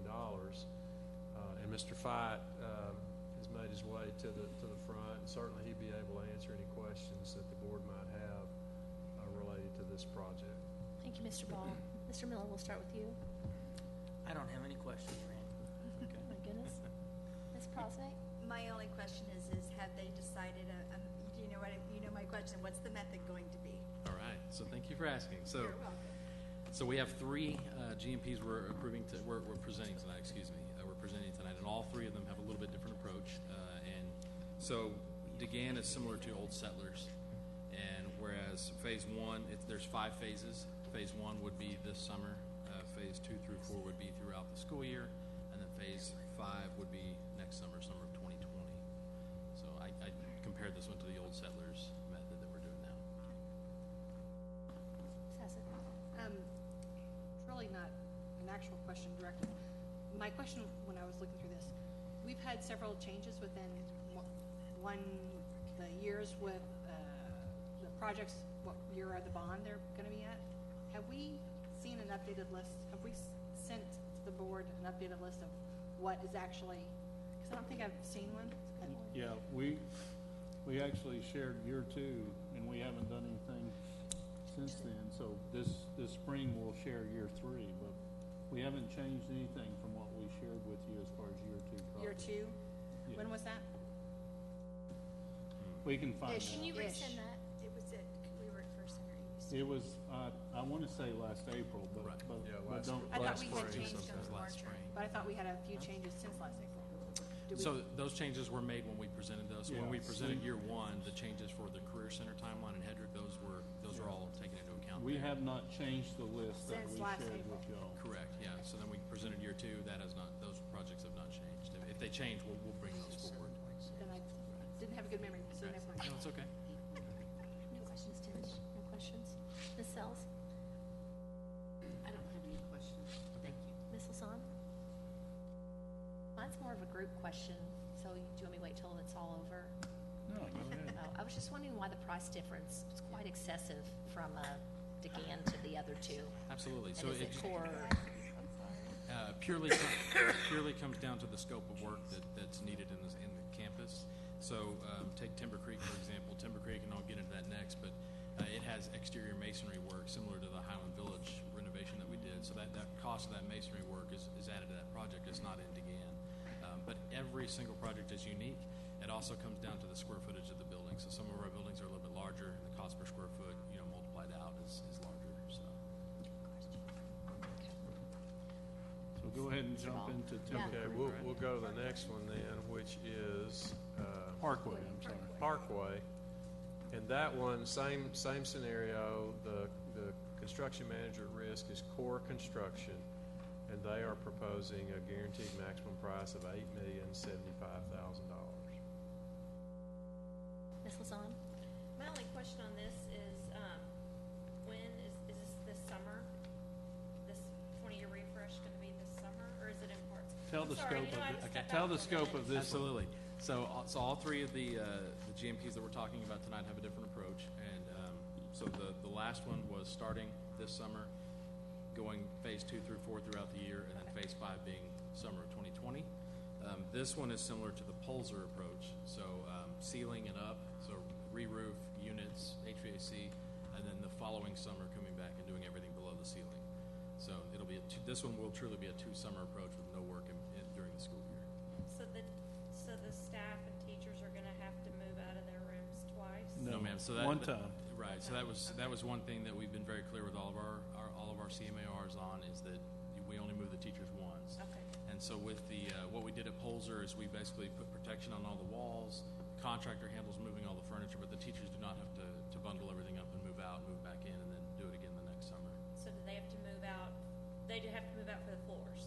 Yes, right? ma'am. Yes, Okay. ma'am. The Summer ceiling, not- summer 2 on this one would be the move out, move back in. That's when we do all the finishes within the classroom.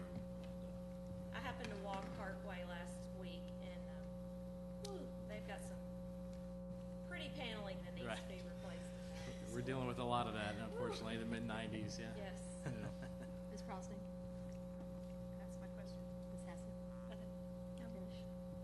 Sills? Okay, next, Mr. Ball, Timber Creek. Okay, the third one is Timber Creek Elementary. The construction manager at risk is Core Construction. They're proposing a guaranteed maximum price of $8,350,000. And Mr. Fight mentioned earlier, this one has that exterior masonry very similar to what we encountered at Highland Village Elementary. Ms. Prosser? Guess what my question's gonna be? All right. So this one is similar to the Creekside approach, where we do half and half. Right. And part of what lent itself towards that was really the scope of work that we have to do the exterior masonry. And one difference between this and Highland Village, we don't have to do all of the exterior masonry. There were actually two areas where the backup was in good shape, the masonry is in good shape. So obviously we're not going to spend money we don't need to. So, but a large portion of the building is. So, but half and half, essentially. I think the plan is if you're at the front door, the left side would be summer 1, right side would be summer 2. And my only follow-up question is, we've had success using, I mean, Old Settlers isn't done yet, so, I mean, but we've been successful in using these 3 different methods Yes, ma'am. to date. Yes, ma'am. Yeah, we've been successful with all 3. I think I've mentioned before. I mean, there are pros and cons to each one, but I think a lot of it just comes down to what is the scope of the project and how can we attack that scope to be the most successful. So, And my last question is that the principals on all 3 of these were consulted with the different yes, ma'am. time. Yeah, throughout the design, and then yes, ma'am. Ms. Hassett? No, it's finished. And then we're using Core for both, and we've no concerns with them doing both projects? No, ma'am. No, pretty much. With the pool of CMARs that we have, I mean, they all have multiple projects with them. But, yeah, we have no concerns. Ms. Sills? Kind of that same question is these 3 different approaches and the campuses, so it's the scope and there's a dialogue that happens Yes. to make sure that the best approach, it's not just like, oh, well, we've got to use approach 3 because this is our 3rd process. I no, just ma'am. want to make sure that No, ma'am. because there's, when we're out and people see different things happening, they think, that we just threw balls in the air and where they landed, we just Right. picked out. So, It truly comes down to the first thing we look at is the scope and the logistics associated with that. So an example would be a school like Creekside Elementary that has a chiller system. That HVAC system is completely different from one that has, package units for every classroom. So the way you approach that renovation is a little bit different. So we take all those things into account when we're looking at these projects. and just good communication out to the teachers and stuff at Ms. Lasan, just making sure that they're aware that no surprises. Right. Thank you. Mr. Miller? Oh, good. Ms. Keep it Lasan? rolling. Appreciate it. Wow. Ms. Lasan? I just have one quick question. We had some issues or challenges, I think that's a better word, at Highland Village, and the Timber Creek project's kind of similar. I don't have the bond information in front of me, but do we have some extra funds in case should we arise challenges with the brick and? So we do have contingency funds built in within all these projects. But the other thing, and I'm glad you mentioned it, so one of the reasons we're looking at this 2-summer approach was because we try to do so much in one summer with Highland Village. And so that's really the conversation that started all this, was splitting these into 2 years. So we appreciate y'all allowing us to do that and take this different approach. I think we'll be more successful this way. I think one other, I'm sorry, Ms. Hassett. Are you glad you have a longer summer? Yes, ma'am. Yeah, we are. We are. Thank you for that too. And I think one other item that makes this Timber Creek project such as it is we're aware of the issue that we encountered at Highland Village ahead of time, whereas we encountered it in the middle of the project out there. So I think it's enabled us to plan for it and deal with it appropriately. Yeah, I just want to make sure we have the funds available should something arise, not be surprised. Right. Okay, thank you very much. Mr. Ball, you're up again. Okay, and Mr. Fight and Mr. Hughes are going to switch places now for this next item, the landscape maintenance and mowing services. We are considering buying a lawnmower for think we every should. principal.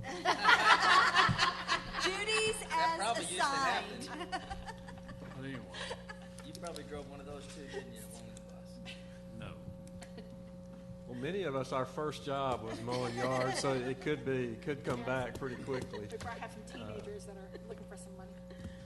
But this item, we did, what prompted this is our incumbent contractor for these services has bowed out and exercised their option to not renew. This renewal thing on an annual basis is kind of a two-way street, and so they've said they didn't want to do it anymore because I think they realized they bid it a little too low. And so they have said we're not coming back, and so that prompted us to do another competitive procurement process. And in this solicitation for proposals, we asked for 3 different scenarios. One is just the same cycle we're on, which is every other week mowing during the mowing season, which is about 17 mow cycles. The first alternate that we did was to mow weekly during the school year and then every other week during the summer, and that would be 28 mow cycles. And then the second alternate was to just mow every week, which would be 33 mow cycles. And as you can see from the item, the anticipated annual expense just to maintain what we have, which was the base bid, is the biweekly mowing, which would be 17 mow cycles, is an anticipated annual cost of $592,000, almost $593,000, which is about $169,000 more than what we're currently paying on an annual basis. And so we anticipate, and when I should have said this about the 3 elementary schools, we anticipate these being items for the board's action next Monday night. We also anticipate this as well, and part of, as you know, the bid tabulations, we put those for the board's use and analysis as non-public, and so if someone makes a public information request for those bid tabulations, Mr. Crownover typically will send those to the Attorney General and give the respondents an opportunity to at least make a case that they feel like their response is proprietary. So we certainly don't want to be playing hide the ball here with the bid tabulation. The board will have that and has that, I believe. It's already gone to the board. And so we don't want to get into the specifics of that and spoil the opportunity for those respondents to maintain that confidentiality. But we do believe that the contractor that would be, or the respondent that would be recommended, is the best value to the district. There was one other respondent that was a little bit lower. They had 0 experience in the school, maintaining school properties, really have no experience whatsoever of any kind of job, even close to the size of this one. And as our folks met with them and reviewed their plan of execution, the size of their crew was just not sufficient to do the kind of work that we need done in the time we have to do it. And so that's the reason for recommending the second lowest proposal here. And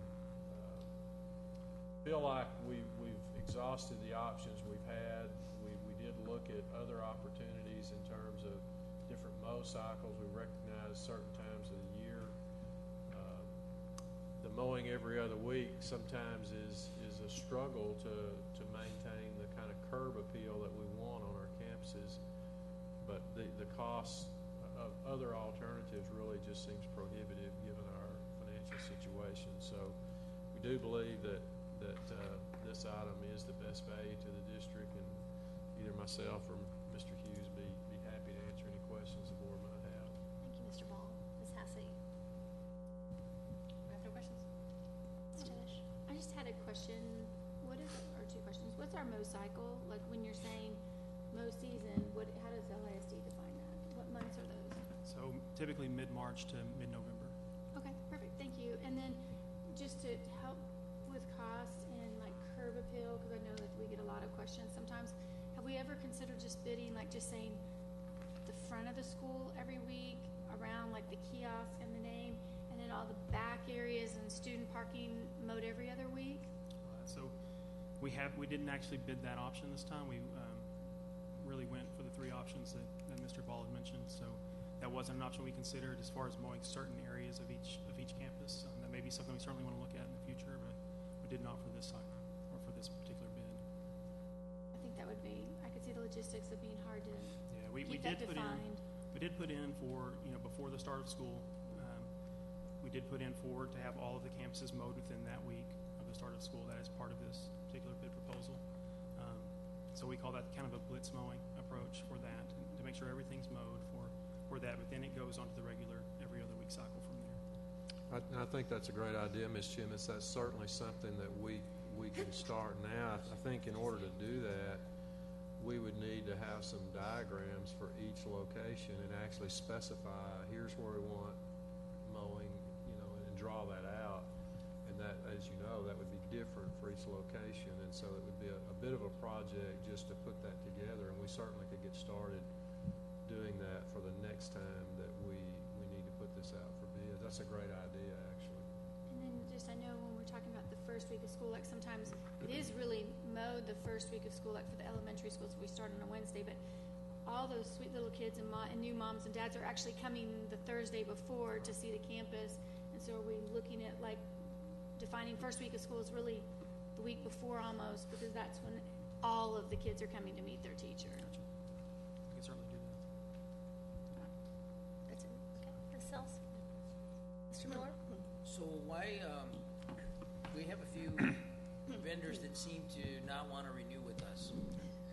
What's, are they going into a different line of business? Is this not convenient for them? Did they get bought by somebody? That's a great question, Mr. Miller, and I don't know that we have anything other than anecdotal data. I mean, we just in our dealings with the incumbent contractor. Well, first of all, let me back up and say our analysis indicates that it's about $250,000 to buy in, just to buy the equipment, the trucks, the trailers, the big batwing mowers, all of the peripheral, trim equipment and so forth, weed eaters and blowers and so forth.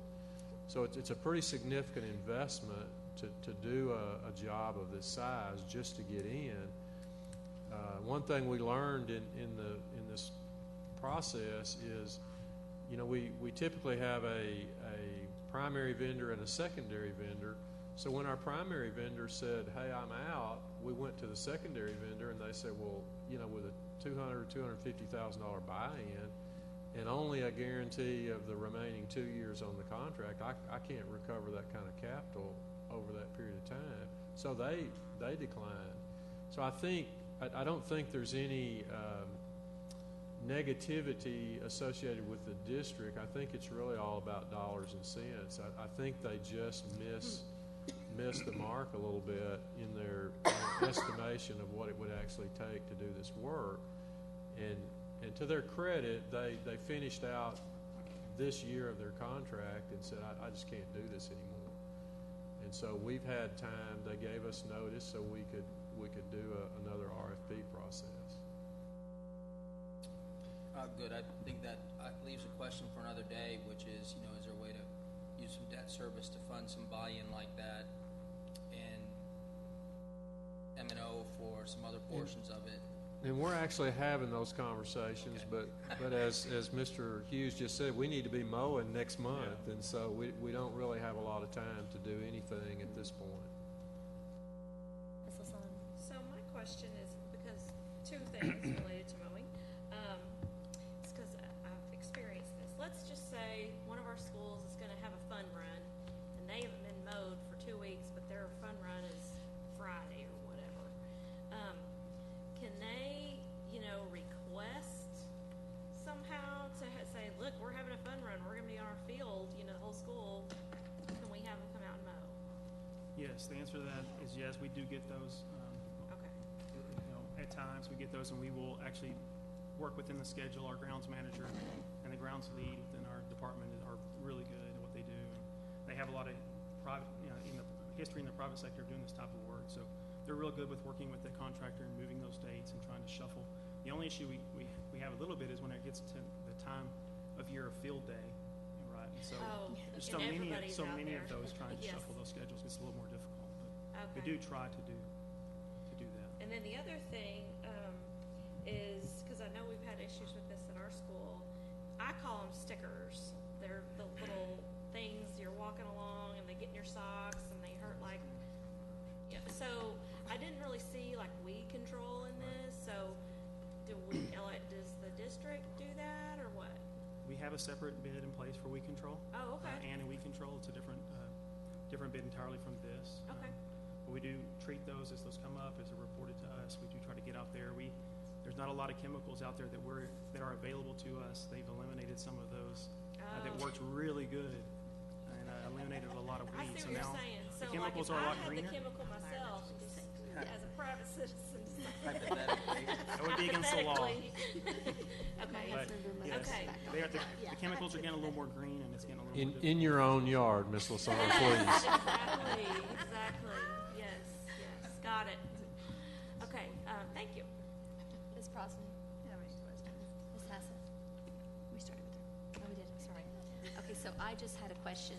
It goes along the lines a lot of the other board members have had, but what do we have built in for those issues? Because I can't tell you how many calls I got this year when the rain came and we had a rain season and then the weeds were this high around football season. When the football season starts, Hebron has a huge weed problem when these kids are trying to come to the games and stuff. So what are we doing about that and how are those costs built in?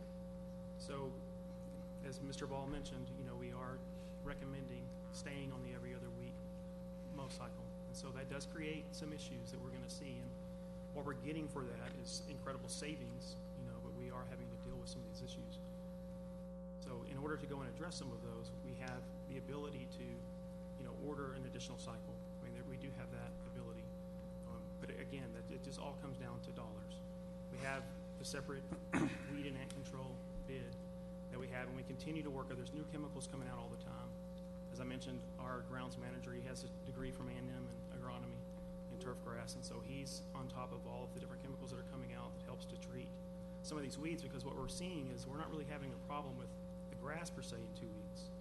It's these weeds that we're unable to control with the chemicals that we have available to us now. So we have the KR blue stem and the Dallas grass, which is very difficult to control. Those are the ones that you're shooting out, and you're seeing within the 2 weeks it may grow, foot 18 inches in that time period. And so the grass, and pair that with the last couple of years, we've just had incredible amounts of rain in the wrong time. And so we are working and trying to explore every option we have available to us, other than mowing weekly, which would help solve that. But you're talking about close to $1 million. So, and I do think, and that's a great question, Ms. Cox, and I think it just reinforces why, we need to explain. It's not that we wouldn't like to mow the grass every week. It's, we don't want to spend $1 million to do it. We prefer to spend that other $400,000 to $500,000 on students and teachers, and so that's the issue. And so we're just going to have to continue to tell that story of, It'll certainly be easier for me. Yeah. So we're in the weeds. Yeah. It would certainly be easier for me, because I feel like I'm shooting myself in the foot every time I recommend it. Well, Ms. Cox, if I may, I mean, so some campuses have chosen local options, right? So I don't know about Hebron, and I think we should provide the funding, but for example, Farmont High School baseball team went out and bought their own John Deere. It's a very large John Deere, and they use that to work in those cycles. If there's a local option that we could provide for a school that has some special needs, we should consider that. That's just to get the field ready, though, and every high school has that, to get the field ready. Every high school has those lawnmowers? Yeah, and I the should parents mention and that booster this- clubs get out there and do that.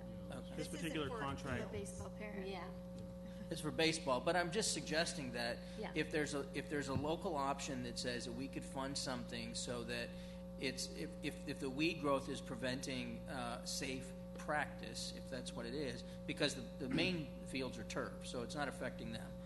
if should that's what, mention that this particular mowing contract is only for the grounds only. All athletic fields are mowed by our in-staff personnel twice a week, and it's about 4 million square feet of athletic fields that we mow personally. So it's not the practice area, it's more the playgrounds that are going to be the issues, Ms. Cox okay. mentioned. I just want to make sure those conversations have been had. I agree, I don't want to spend the money either, but I also don't want I totally agree. kids not to be safe on our playgrounds and stuff. Okay, that's all the questions for me. So thank you very much, Mr. Hughes. Dr. Coburn, it's like it's your turn. Okay. Thank you very much, Mrs. Cox. Dr. Rogers, members of the board. Matt Garrett's on his way up, and Brian, you may want to give Matt the clicker there. As you guys will recall, back in September, October, we had our safety task force, and lots of guidance that came from that, and our main purpose tonight is to provide you with an update and an opportunity for your questions regarding where we are on that. So I'll let Matt kick things off. Good evening. Real quick, wanted to give you all just a little bit of history in our department, since we're kind of doing more of a safety security update, task force, and some bond items. Our department was created back in 2013 by me. It's one person. Department one. It's fun 2 years. Security Operations Center. If you have had the opportunity to come down to our back K, there's so many nicknames for it, but basically it's our Security Operations Center where we monitor our cameras, radio, traffic between campuses, public safety, radar. That was created in 2015. We do have a great team. We call them small but mighty. 7 of us. We've got 3 coordinators, Nolan, Adam, and Clayton. Nolan just got back from a year in Egypt on active duty, so we're glad to have him back safe and sound. We do have 2 system specialists, longtime employees, Bruce Morris and James Beaver. We're actually about to lose Bruce to retirement, which is going to be a sad day for us. He's been critical in building the safety and security camera system that we have right now. But basically the roles, we work across the district helping support our campuses, working to coordinate with our law enforcement, our fire, whether it's incidents like we had today or planning in our plans, and then building up our systems, like we said, there with 4,000 cameras. So going into the task force review, back in February, it's actually February 14th, out of incidences in Parkland, Florida, and then shortly after that in Santa Fe, Texas, the need for a school safety task force was apparent.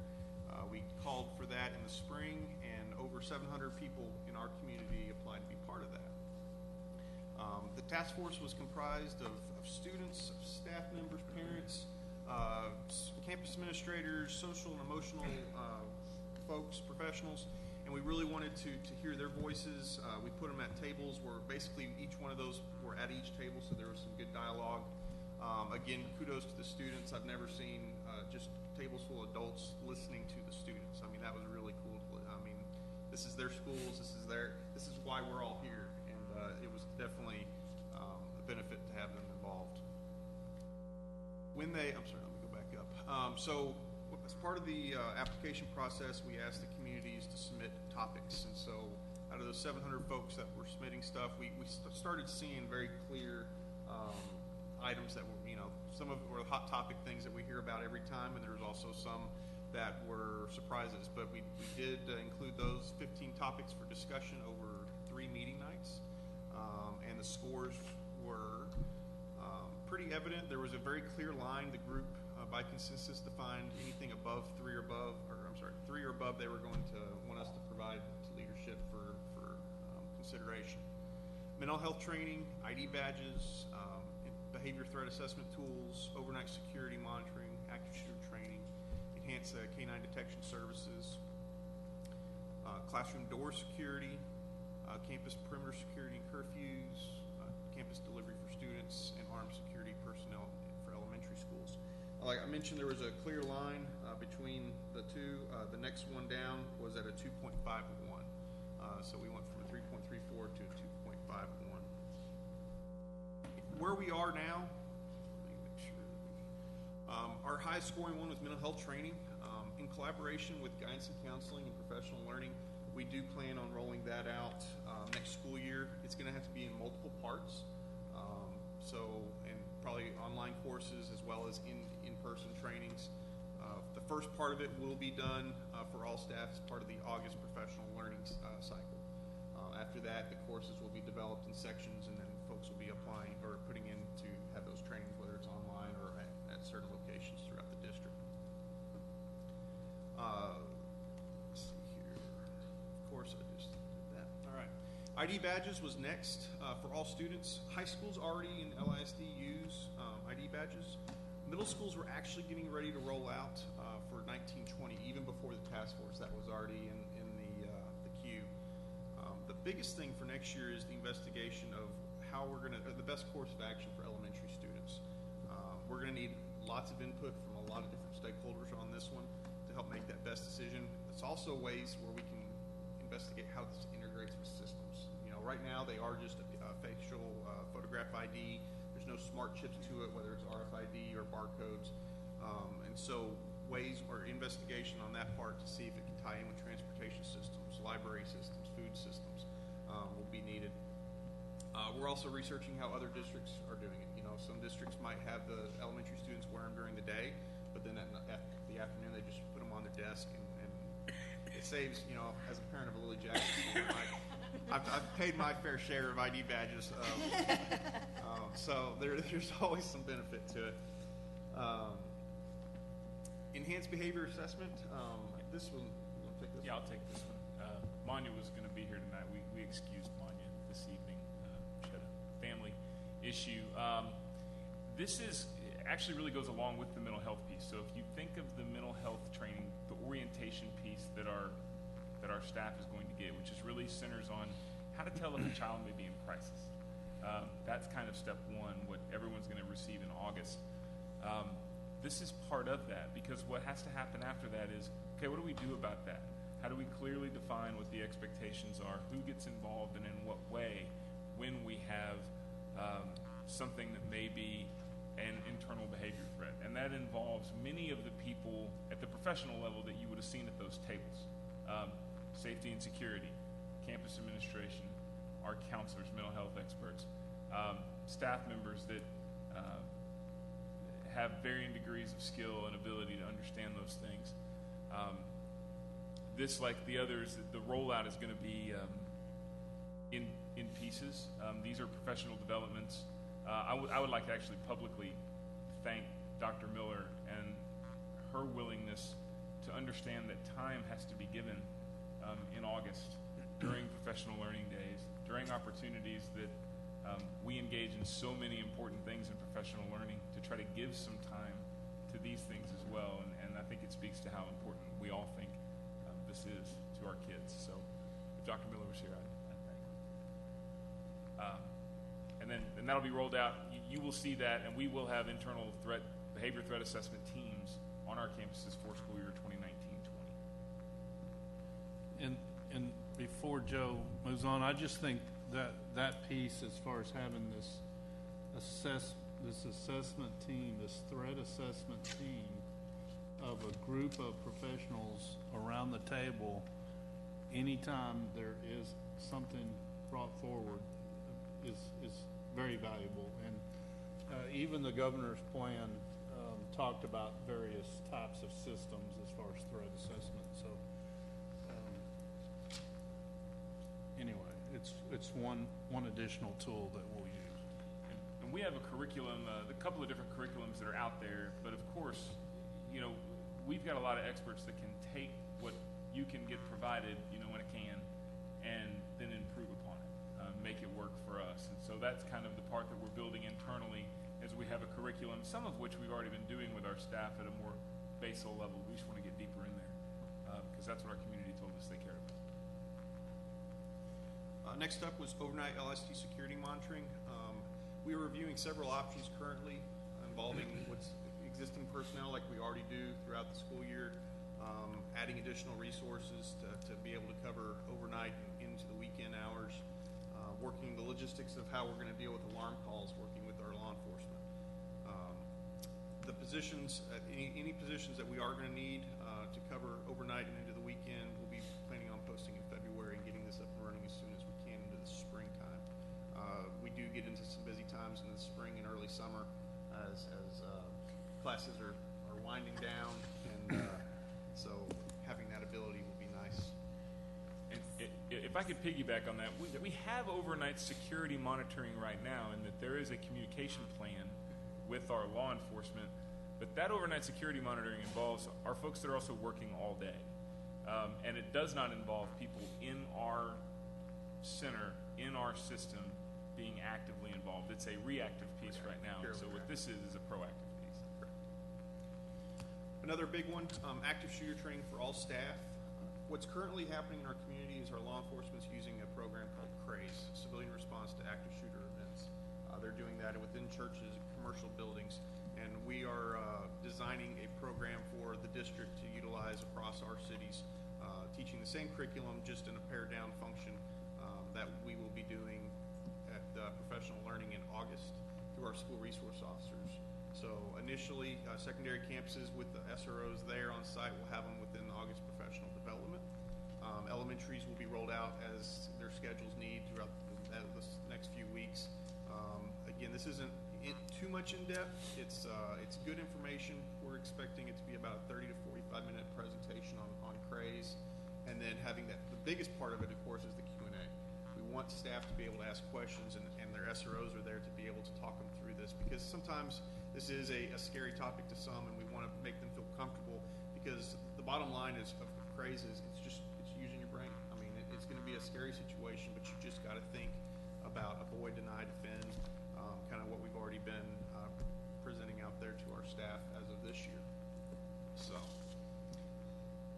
enhanced canine detection. We've had detection canines in LISD for, I think, over 20 years. We just brought it into our department 2 years ago.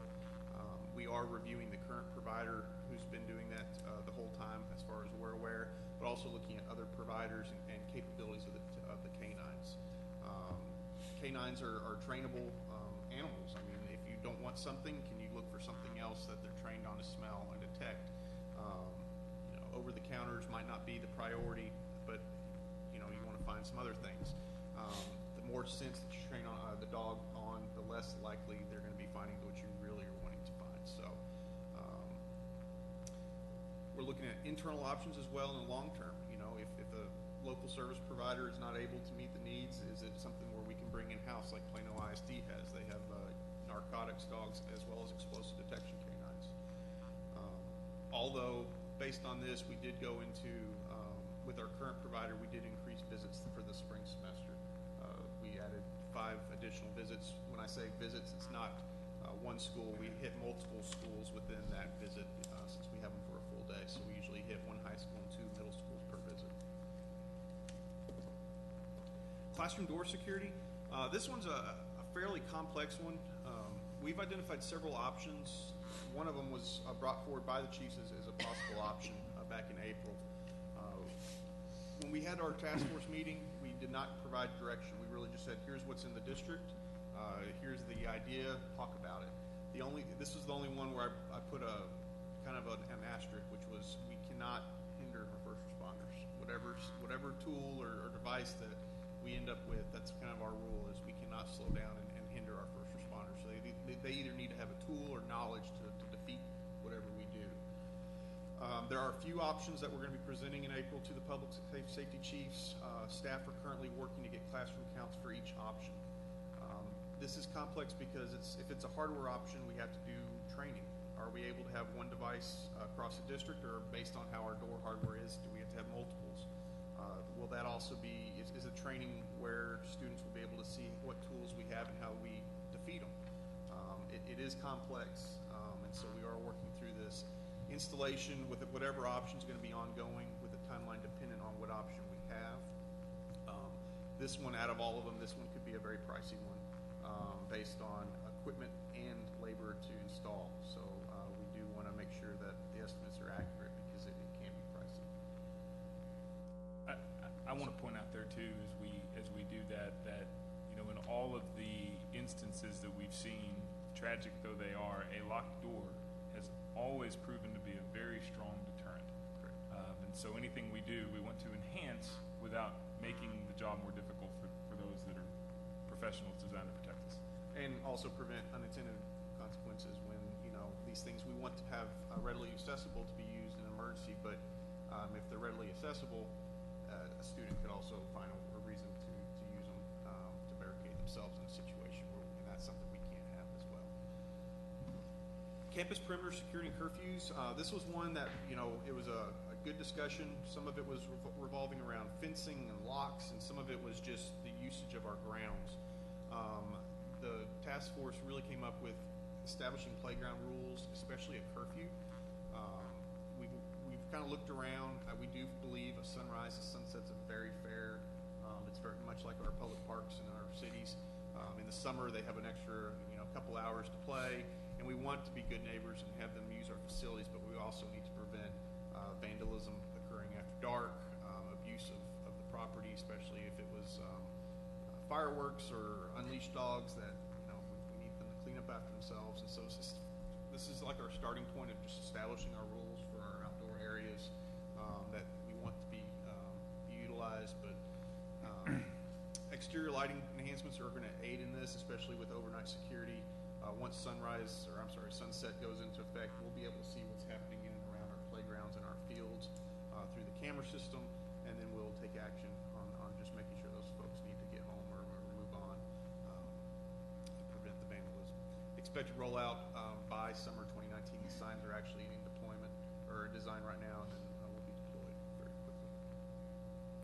Campus deliveries for students. Dr. Coburn had this data gathering operation going on that's been complete across our campuses. This is looking at deliveries, whether it's it could be sporting equipment, it could be Chick-fil-A. It is Chick-fil-A. It is Chick-fil-A. Uber Eats. I need to open up a Yes. Chick-fil-A for sure. So the revisions for any of the changes related to campus deliveries for students will be in the 1920 student handbook. It should be either a combination of the general handbook or the campus edition. This is kind of an important topic because we're focused on securing our vestibules, and one of the biggest things we did with that, of course, is we want to try to limit folks coming in and out of those security vestibules. It's meant to contain and be that control point. It is very difficult at certain points throughout the day, especially at high school campuses. Those doors are opening and closing a lot in order to get deliveries around lunchtime. And so we do need to balance that, but also understand that the challenges of front office staff at some of these high schools too, and the sheer volume of lunches. And that's one, if you can just go back just really quickly. You see there the general student handbook, and you see campus addendums, obviously, depending on the way campuses are lined up. That is something, it is going to be very much a hot topic when language changes and specifically addresses that, and we will certainly be keeping all of you apprised as to where the thinking is on that, because I will tell you, we had some doctoral students, future superintendents, that wanted to do that data gathering, and the report they gave me was, oh my goodness, we're all over the board on this one. So as we try to bring it in to get to, it's going to be a challenge, but it is one that we need to do for sure. Finally, armed security on personnel for elementaries. This is one we do believe we need to move more strategically on and evaluate what's currently happening with our school resource officers. So starting about now, we're starting to see the SROs that Dr. Rogers has worked very closely with the jurisdictions to start adding, getting posted. They should start showing up in our schools in April, May, into next school year as well. So we're very excited to have that. Part of the goal with those middle school SROs is that they would be the close resource to the elementary schools that feed into that middle school. We want them to be visible. We want them checking in with them more regularly. We want them to be part of the programs and have that relationship. And so one of the biggest things for us is we need to see how often that is. Where are the strengths and weaknesses from this? While that's going on next year, we all will be investigating other models in case we do have the additional needs. But we do feel comfortable in saying that our SROs, our elementary schools, will see more SRO involvement with these additions, and we're really excited to have them. At this time also, I wanted to kind of give you all a very quick overview of the safety and security bond projects that are going on right now. Back in January, y'all approved the enhanced lighting phase 2 that's going on through facility services. Access control upgrades are currently in progress. This is really fun to watch because a new school is kind of popping up in the system every day. We're troubleshooting a few little minor issues, but we're really excited to have this, and we're very excited to start getting our law enforcement and folks their local jurisdiction cards embedded into our system so that they can get into our buildings in case of an emergency. Security cameras, this has been an exciting project too. Phase 1, if y'all remember, is being done in-house. We have about 174 out of the 621 cameras left to do. We're kind of hitting and trickling down on some of the projects, and we'll leave one probably for this summer just because of the sheer size of it. That's being done by one of our system specialists. Phase 2 was the expansion of over 1,000 cameras. We are working on the punch list right now and finishing that up, and we should be done with that in the next 2 weeks. And then once those are done, we are getting ready to bring forward for approval and seek approval on Phase 3. The initial thoughts when this project the security camera project was brought forth was that we were going to get the 5-year or the 20-year refresh campuses done as they get refreshed. Looking at the schedules and the complexities of that, we do feel that it's just time we need to get them done. So Hebron High School, Flower Mound High School, and all the elementary schools, we'll be bringing forward a Phase 3 to get those done over the summer, and then we should have a complete system, hopefully by school start, but in fall of 2019 is what we're going to go with. So security vestibules are getting ready to start up. It was a very interesting project, much needed. We do have district standards by floor plan now of what the architects have designed to meet the criteria. Again, one of it is to be able to have a sliding window so it can be closed or open to prevent access to the office. If students were needing to come into the security vestibule, get into the office, there's now an entryway created from the school, so there's no reason to go into that security vestibule. We want keyless access onto the office and into that way so we can control who's going in, and everything's buzzed. We're also doing the video phones so that at a specific time, the video phone will be active and you won't be able to even get in door 1, which is our outside main door, until you buzz, and then at least have that recognition and that you belong or need to be in the building, and then they'll let you in and you can do business at the transaction window. So we do believe elementary schools are going to be scheduled to be complete by 2019 fall, and then hopefully secondary schools will be shortly after that within 2019. Communications and network access, really excited to have the new phone system. I heard Chris Langford talk about the notification system, which is huge. The 911 notification is critical for us. When we get one, we know exactly what camera we're pulling up. We're seeing the reactions of staff. We're able to get folks moving to that direction. Today, we were able to pull up and see smoke at that camera location at one of our schools. So all this is information we're providing to leadership and first responders, because they do have access to our cameras as well, and it's really beneficial. SROs, sometimes if they're in a location where they're not by their phone, they at least can get a text and get moving to that location on our campuses, so it's great. Fiber projects, Dixon Sports Complex, we are in the engineering and city approval stage, so they are believing that's going to be fall of 2019. Liz Dola and Eastside Aquatic Center fiber projects are estimated to be complete in 2019 as well. Just finalizing a few things. This is something that we talked about at task force, and I've actually started using a lot of my presentations, because until you add it all up, you really don't understand how often we practice in this district. And I think it's really awesome that we can say that LISD has over 1,000 safety drills. We have our required monthly evacuation drills, but we also require semester drills for lockdown, lockout, and sheltering. And to say that we have over 1,000, and that's not even including actual events, and many of our schools go well beyond what is just the basic, and they do more than that. So we're excited by that. We've only missed one evacuation drill. I'm still looking for the 100% year. We'll have to wait one more year, but the numbers are getting better each time. So maybe next year. The other big success I think we need to highlight is our SRP, the Standard Response Protocol. So we all know lockdown, storm sheltering, and evacuation has been kind of in our playbook for decades. The two new tools that we have in our toolbox this year are hold and lockout. They have already proved themselves worth every cent, which the best part is it's free. So hold is used, I would say, you can say it's being used daily in our district in some form or fashion. The most medical emergencies are usually the ones where we see our campuses going into a hold, and that really means just the kids are staying put, no traffic in the hallways, and it gives the privacy and the ability for the medics to work, whether it's in the hallway or getting the student out if on a gurney without folks observing that. I think it's pretty powerful. A lockout is it's been used, and a good example happened about a week or two ago in Flower Mound. You know, we had a pursuit going on up 2499 out of Grapevine. We're notified of it. We're following it on our systems, and so when it ended up near Flower Mound Presby, it would turn into a foot chase, and that guy was moving very quickly. And we also know that Timber Creek Elementary wasn't too far away, so we notified campus to go into a lockout. They brought the kids in from the playground, but the beauty of a lockout is once they're in and those doors are secure, it's business as usual. We're really trying to minimize the anxiety, both by students and staff for those situations. So they only need to go into a lockdown when there's a threat inside the building and it's imminent. The rest of the time, a hold, lockout, evacuation shelter, those are all of our normal tools that you'll see on the day-to-day, and we're really proud to have these because it does make our lives a lot easier. Just saying lockdown usually gets somebody's heart pumping a little bit faster. So, last but not least, the board communication chart.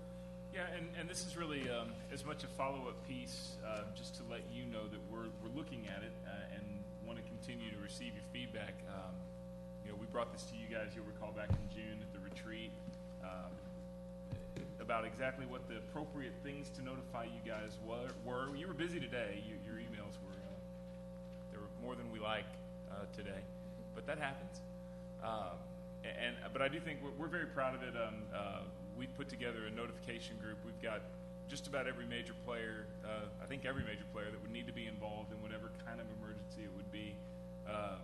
We're burning up. I hope our texting is unlimited in our package. I have to ask Paul, because that's our prime mode of communication.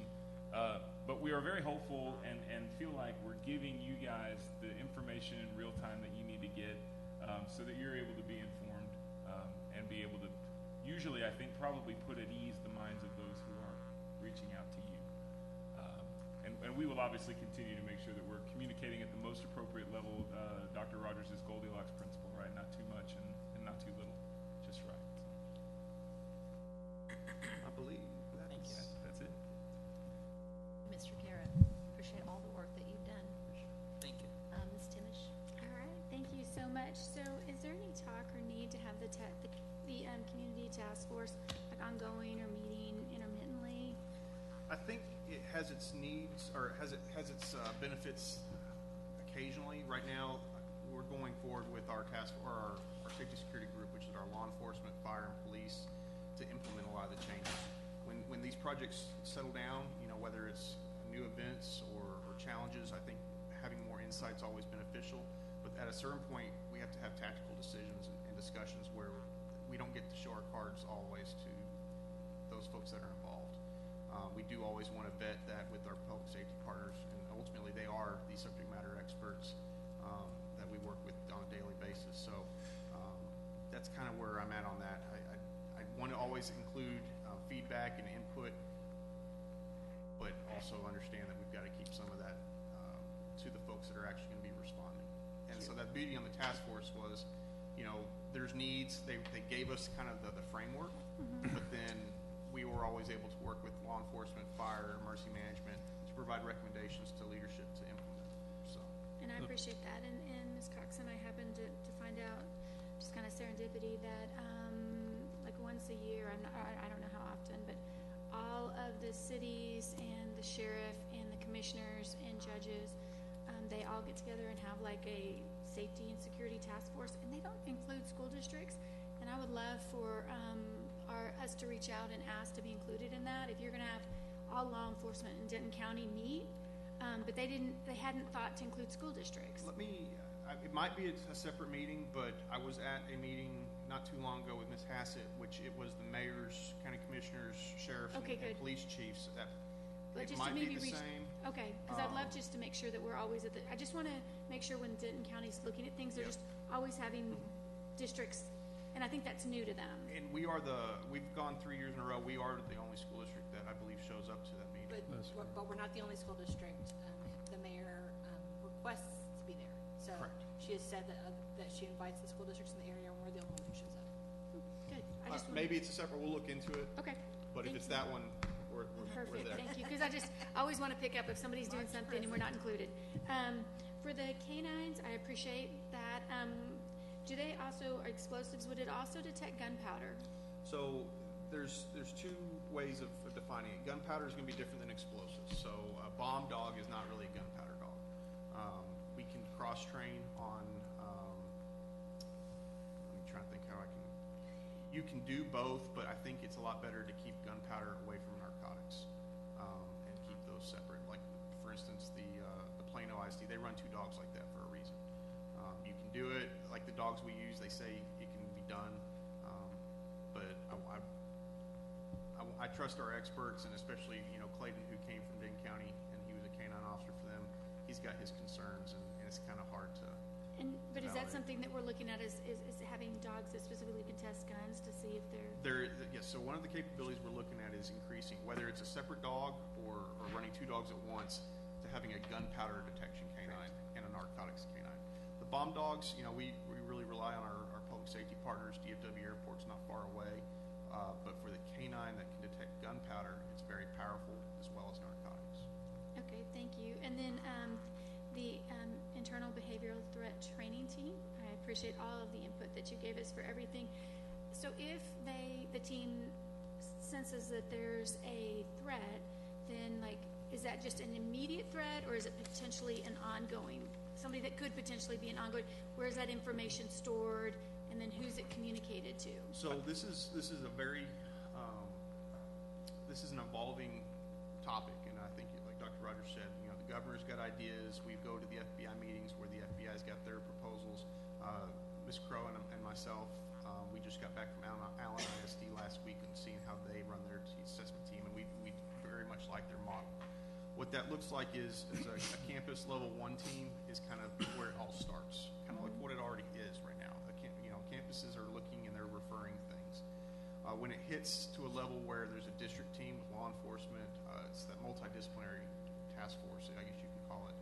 We're analyzing it immediately, but also the long term, because we all know that if a threat or somebody's made a threat against the district or a campus or somebody, it doesn't just stop. So the question is, how far out do you track that, or how far out do you manage that? Allen, I believe, uses a age 21.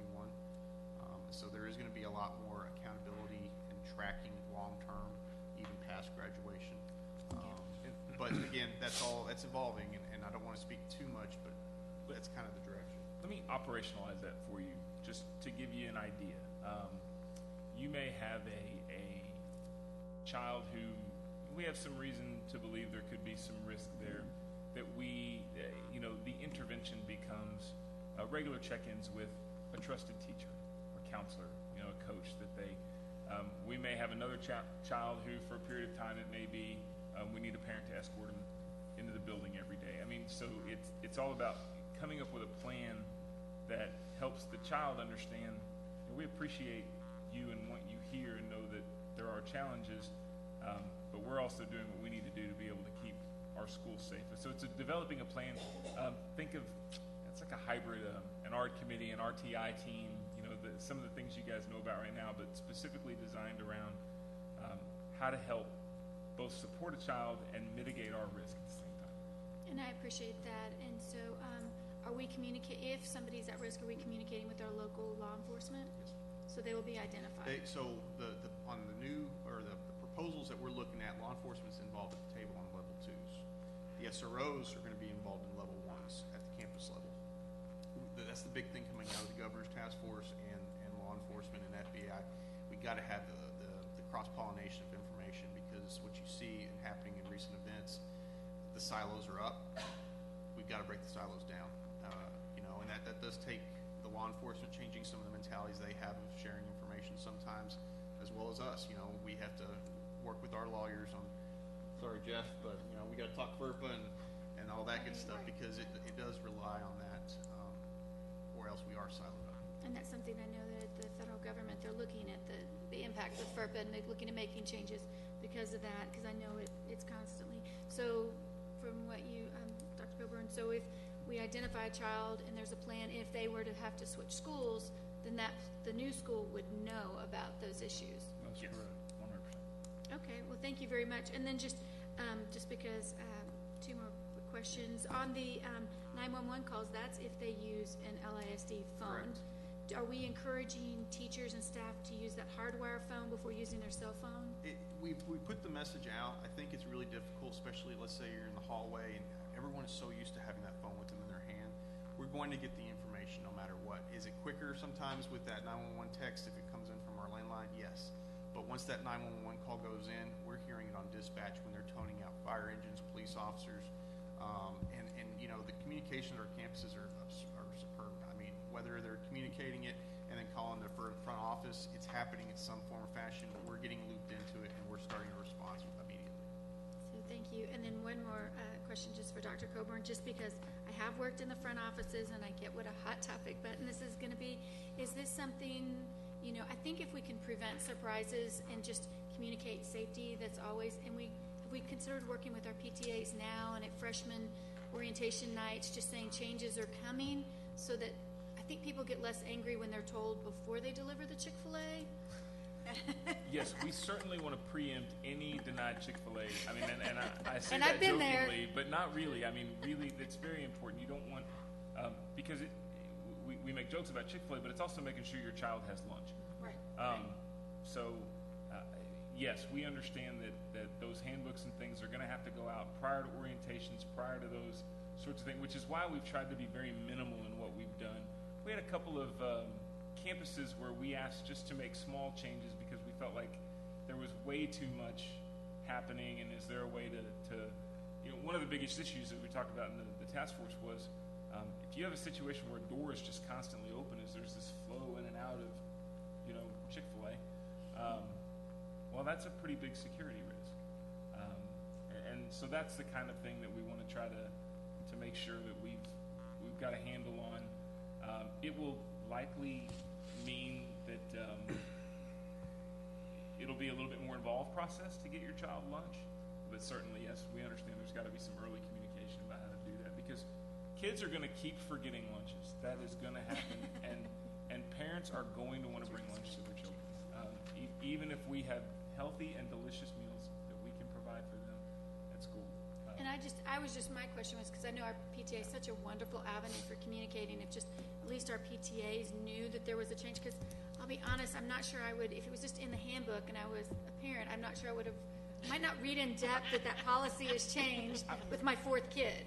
I like that. I think Wednesday morning when I meet with the PTA council board, my district update may include that. I think I just made a note, so I appreciate that. Thank you. No more questions. Cells? Yes, and just for matter of record, we need to note that Mr. Miller left at 9:04. Okay? And I didn't have I didn't have as many as Ms. Timish, but I did have a couple. The multidisciplinary campus assessment team, who chooses that team and how is that assembled? So, getting into Ms. Crow's territory here, I'll try my best if you want to jump in. Right now, there is, like, the district level 2, we're still trying to decide how that's going to be formed. How level 1 is right now, it's a campus administrator, it's the guidance counselor, maybe even involving the teachers at that level right now. Yes, there would be some teacher involvement, certainly at level 1. It's a bit of a moving target because what is a threat and what is the cause of the threat? Again, think similarly to an RTI team on a child. You've always got this core of major players that you would have, you know, the child's classroom teacher. But you're going to start to get more of a level of input depending on where the issue is. Is it a behavioral issue? Is it a math issue? You know, what are we working on? What is it that we're trying to provide intervention on? This is about intervention. So if you think of a behavioral threat assessment team as an intervention team, that's really what we're going after. And the interventions are going to be very individualized. But certainly our counselor would be a part of any behavioral threat assessment team. Remember too, we have our student assistance counselors, our social workers, those folks that you guys were so gracious in making sure that we had those resources available. And they would be a huge part of anything that happens with internal behavioral threat assessment. And then there will be continual, this won't be just something that's like, okay, Right. you're the Not a team, one-time deal. and then we'll see you when there's a threat. So- This will be continual training and continual meeting, more than just the summer professional learning that will occur. 100%. Internal behavioral threat assessment team, that's an ongoing, think of that as a standing committee on a campus. In every campus.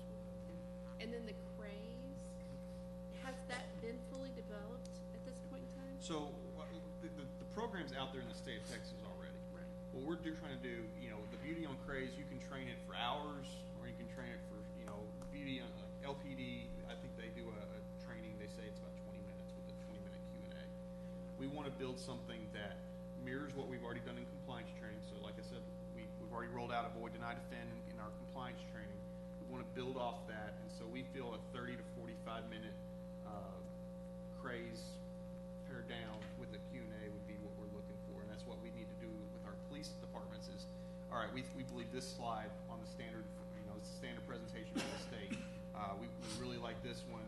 This one revolving around commercial buildings is not really what we're looking for. We're wanting to look at something more like this, and that's what we're going through, and on the 15th, we're going to pare it down to get it to what we're looking for professional development. And I was just curious, because I did go through active shooter training with Carrollton PD, but it was almost a day-long Yeah. thing, so I'm thinking 45 minutes. So, but I can understand how we need to make something available, and a full-day thing is really hard. It's very challenging. Yeah. And the challenge we'll have to continue to look at is how do we keep it updated? And what you can train somebody, you're on year one, but you also need to account for new staff and retraining them throughout the next year or two. And so, do we look at videos and resources like that to keep it up? Because that's what we did this year with compliance training, and at least it's trackable, and make sure that someone at least gets that basic information with maybe every other year in-person training. Perfect. And then the canine detection services, what's an average that they stay on our campuses? It varies depending on what's going on at the campus, what's available to them, and then middle school, I believe it's an hour. High schools, of course, can take up a lot more time if they're going to do student parking lots, numerous classrooms. Sometimes they go into locker rooms. Sometimes they go, So it varies, but I'd say probably 2 hours for a high school, 1 hour for middle school, and then we have to account for travel though too. They have to move, and we try to put them in close geographic locations, but it does kind of rotate based on travel. And then I was just going to mirror what Ms. Timish said about just letting our parents know, because you don't want to be that volunteer that has to share that the policy has changed. And in some of our campuses, we have students monitoring as office aides, and we definitely don't want to put a student in a predicament of getting, being that person. And I think our office staff would be very cognizant of the fact when a parent starts to get irate, but at the same time, I just don't want any of our students to have to face a parent who's upset I like that. wholeheartedly agree. I hope we would never allow that to happen in this district. So. Thank you. Mrs. Lon? So on the whole side of letting people know, I've visited 2 campuses recently, and 3 that with the new vestibules coming on, and one of them I happened to be there when the construction guys were there, and they were picking out their panels and all that kind of stuff. And so I think some of the office staff even is a little unsure about how the window's gonna work and all that kind of stuff. So are we, reaching out to them and making them understand and that it's gonna be okay and all that kind of stuff? I believe.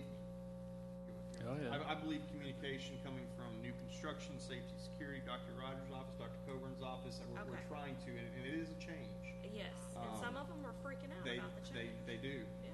Wait till we throw Chick-fil-A And- out. No. And Ms. Lasan, some of them, including principals, are freaking out because then their next breath is, I want more staff.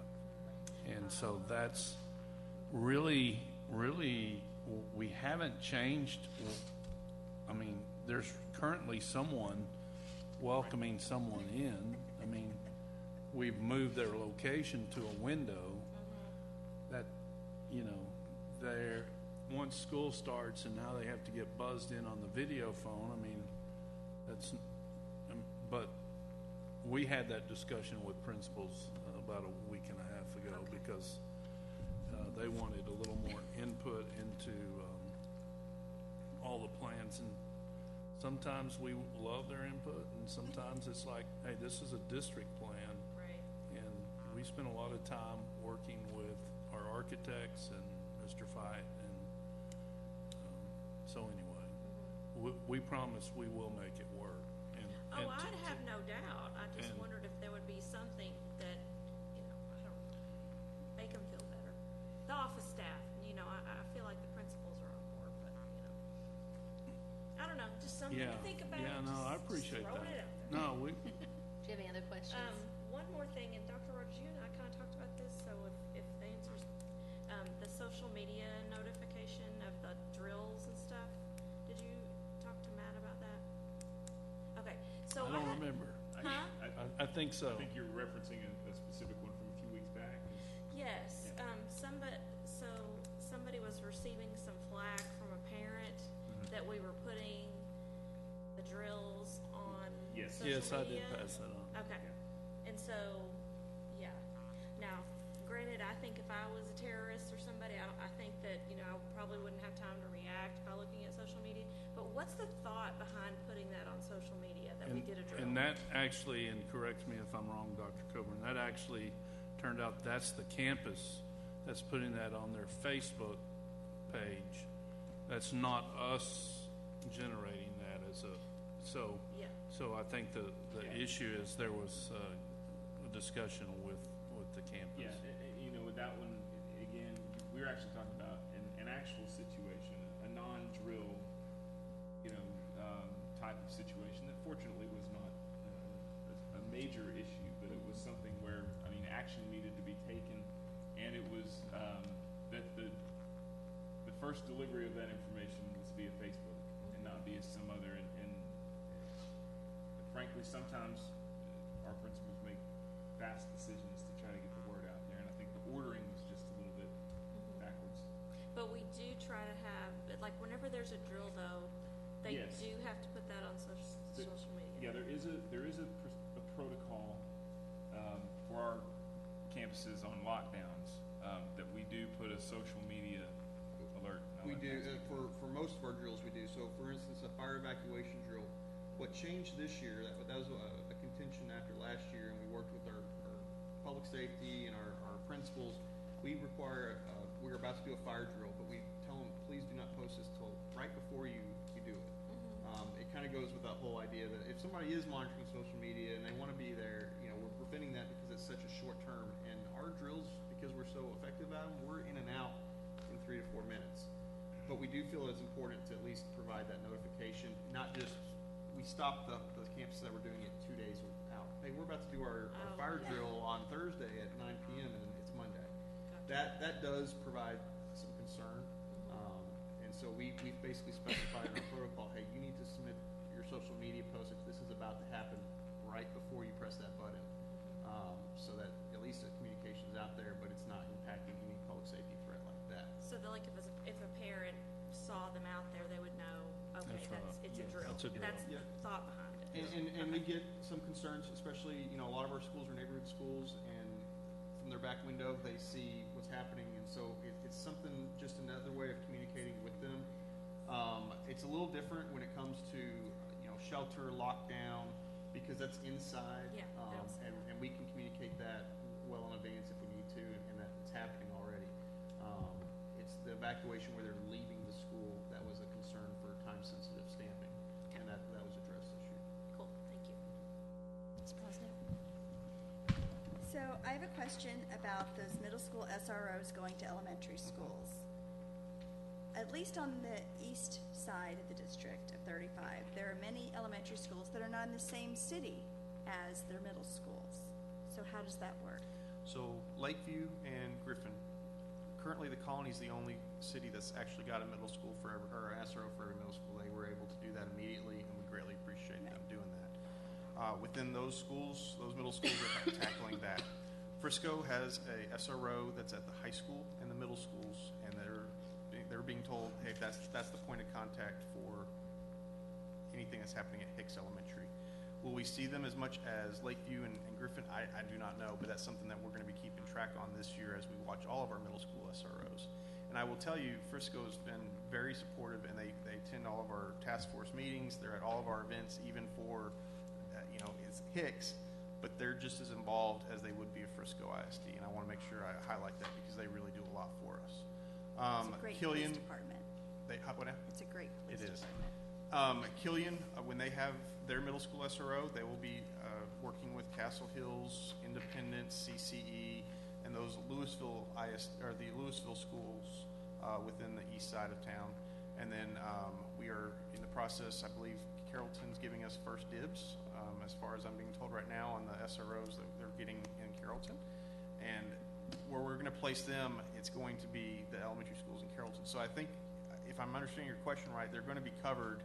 While it might be a feeder as Hebron, they still have middle schools within the feeder of multiple cities that will handle the elementary schools underneath them, if that makes sense. Well, no, Frisco is the outlier because there's not an LISD middle school. There's not an LISD, but we do have, they have been there. Whenever we call them, they're there. I'll check with Mr. Martin there, but I do believe they are present. They're there just to make sure that parents are not just parking on the side of the road right now. It's a whole other thing. I am very curious. You didn't, and it may not be part, but we certainly had people go and try and get into our buildings. They're not mystery shoppers. They're audits, or I don't know what you want to call them.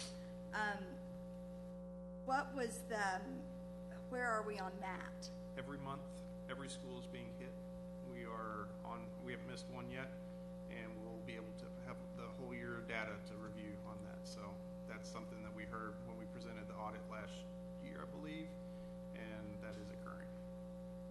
And we'll report that out when we have our safety close. I figured that was part of it, but it was. I know that it's part of that whole hardening Yep, of our front offices and everything else. And it's awareness, and I'll tell you, without going, I feel comfortable saying it's great to see them when they're doing it because the staff's making sure they're aware. We've seen awareness go up. I think campuses are understanding that we take door propping seriously. Campus principals receive feedback. If there's a concern with the door, a work order is put on that day to get it addressed with facility services. I think that's kind of the reason why we do that, and we do have staff touching those doors every month. And I can tell you, my staff enjoys getting the steps in, even though it might be freezing or wet. I tell them to get it done. So your giant staff that you have now, correct? No, that's all. The only thing I wanted to say is that we had this tonight. We also had our technology thing, and I think that you work hand in hand with technology. I think technology is kind of like the web in the district that goes through everything. Technology touches everything, but I think safety also touches everything, and our staffs across the district's stepping up. So, thank you for what you do. So back to the behavior threat assessment, we'll say team. So what Ms. Timish said, that you have communication with the outside agencies. Can they also provide information on the student if there's there's activity on that student outside? Does FERPA have anything to do with that? Can they also reciprocate with information? I think the very fair response, without getting too far ahead, we're still doing a lot of investigation, but I will say that best practices is, yes, there is some sharing of information because we got to break the silos down. Right. How that looks and how we implement it and how we work with our police departments is yet to be implemented. There has to be MOUs, there needs to be dialogue with legal from cities and attorneys, Mr. Crownover, lawyers. But I think that the best practices have shown that is the course of action that needs to be taken, and it is being done throughout the state and the country, so it's not earth-shattering. Right. Also, within the meeting that we went to in Copper Canyon with Mayor Tamel, she's organized this for several years. I've gone for several years, and kudos to Matt. I leaned over a couple of times. We were sitting right next to him. Unfortunate for him.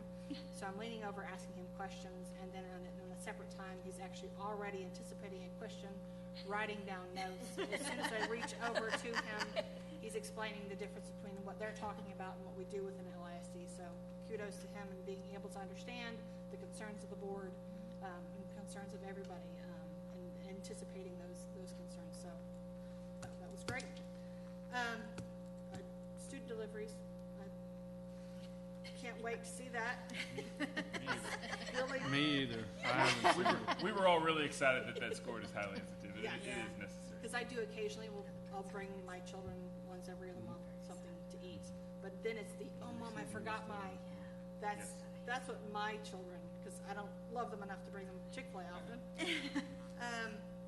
Then you had mentioned on the slide that security vestibule was going to be completed fall 2019. So the schedule is completed, or the installation, as Of far all as of the we're being elementaries? told, elementaries are supposed to, very clear directive was to get that done and ready for school, fall 2019. And then, our contractors are feeling very comfortable that they could get the work done in even secondary into the winter of 2019. Awesome. That's great. Board communication. The board communication is very, very helpful, I believe. Not only does it help us in case we have a person outside the community reach out to us, to me it emphasizes the reason why safety is important. Because of the amount of things that we have now been getting when we used to not, it definitely reinforces the need for everything. So to me, it's just a really good mechanism for the board to understand. So I really appreciate the new communication.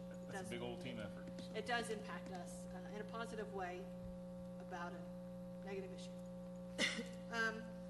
Gunpowder, the gunpowder dogs. Some of us have children who actually go hunting. What if, he always wears his boots. What if he's gone out hunting on a weekend, comes back and he's now, what happens to my child if that happens when he's then smells gunpowder on his boots that he was wearing? Remember, the dogs don't search the child. Okay. So the dogs search lockers, open spaces, vehicles.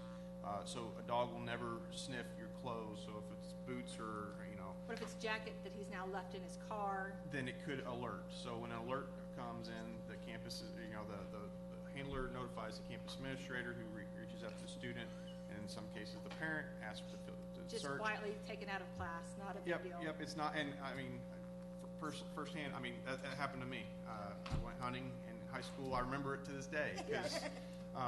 But it is. But once they search, the dog will pinpoint. But when it's a jacket or a piece of canvas like I had, it's a false alert. And that's it's nothing bad, but he did have. Okay, I could just see that possibly. That's not a violation of the code of conduct. It is not. We sometimes find empty shotgun shells. Those things are occurring, and it is what it is. And he doesn't do laundry well enough, so I'm sure there's something in his car. I'm just saying. Does he need some gum? Also, visitors. This is something that you didn't address, but I was just curious. The change with the football games with the visitors on the other side. Are we going to continue? How did that go?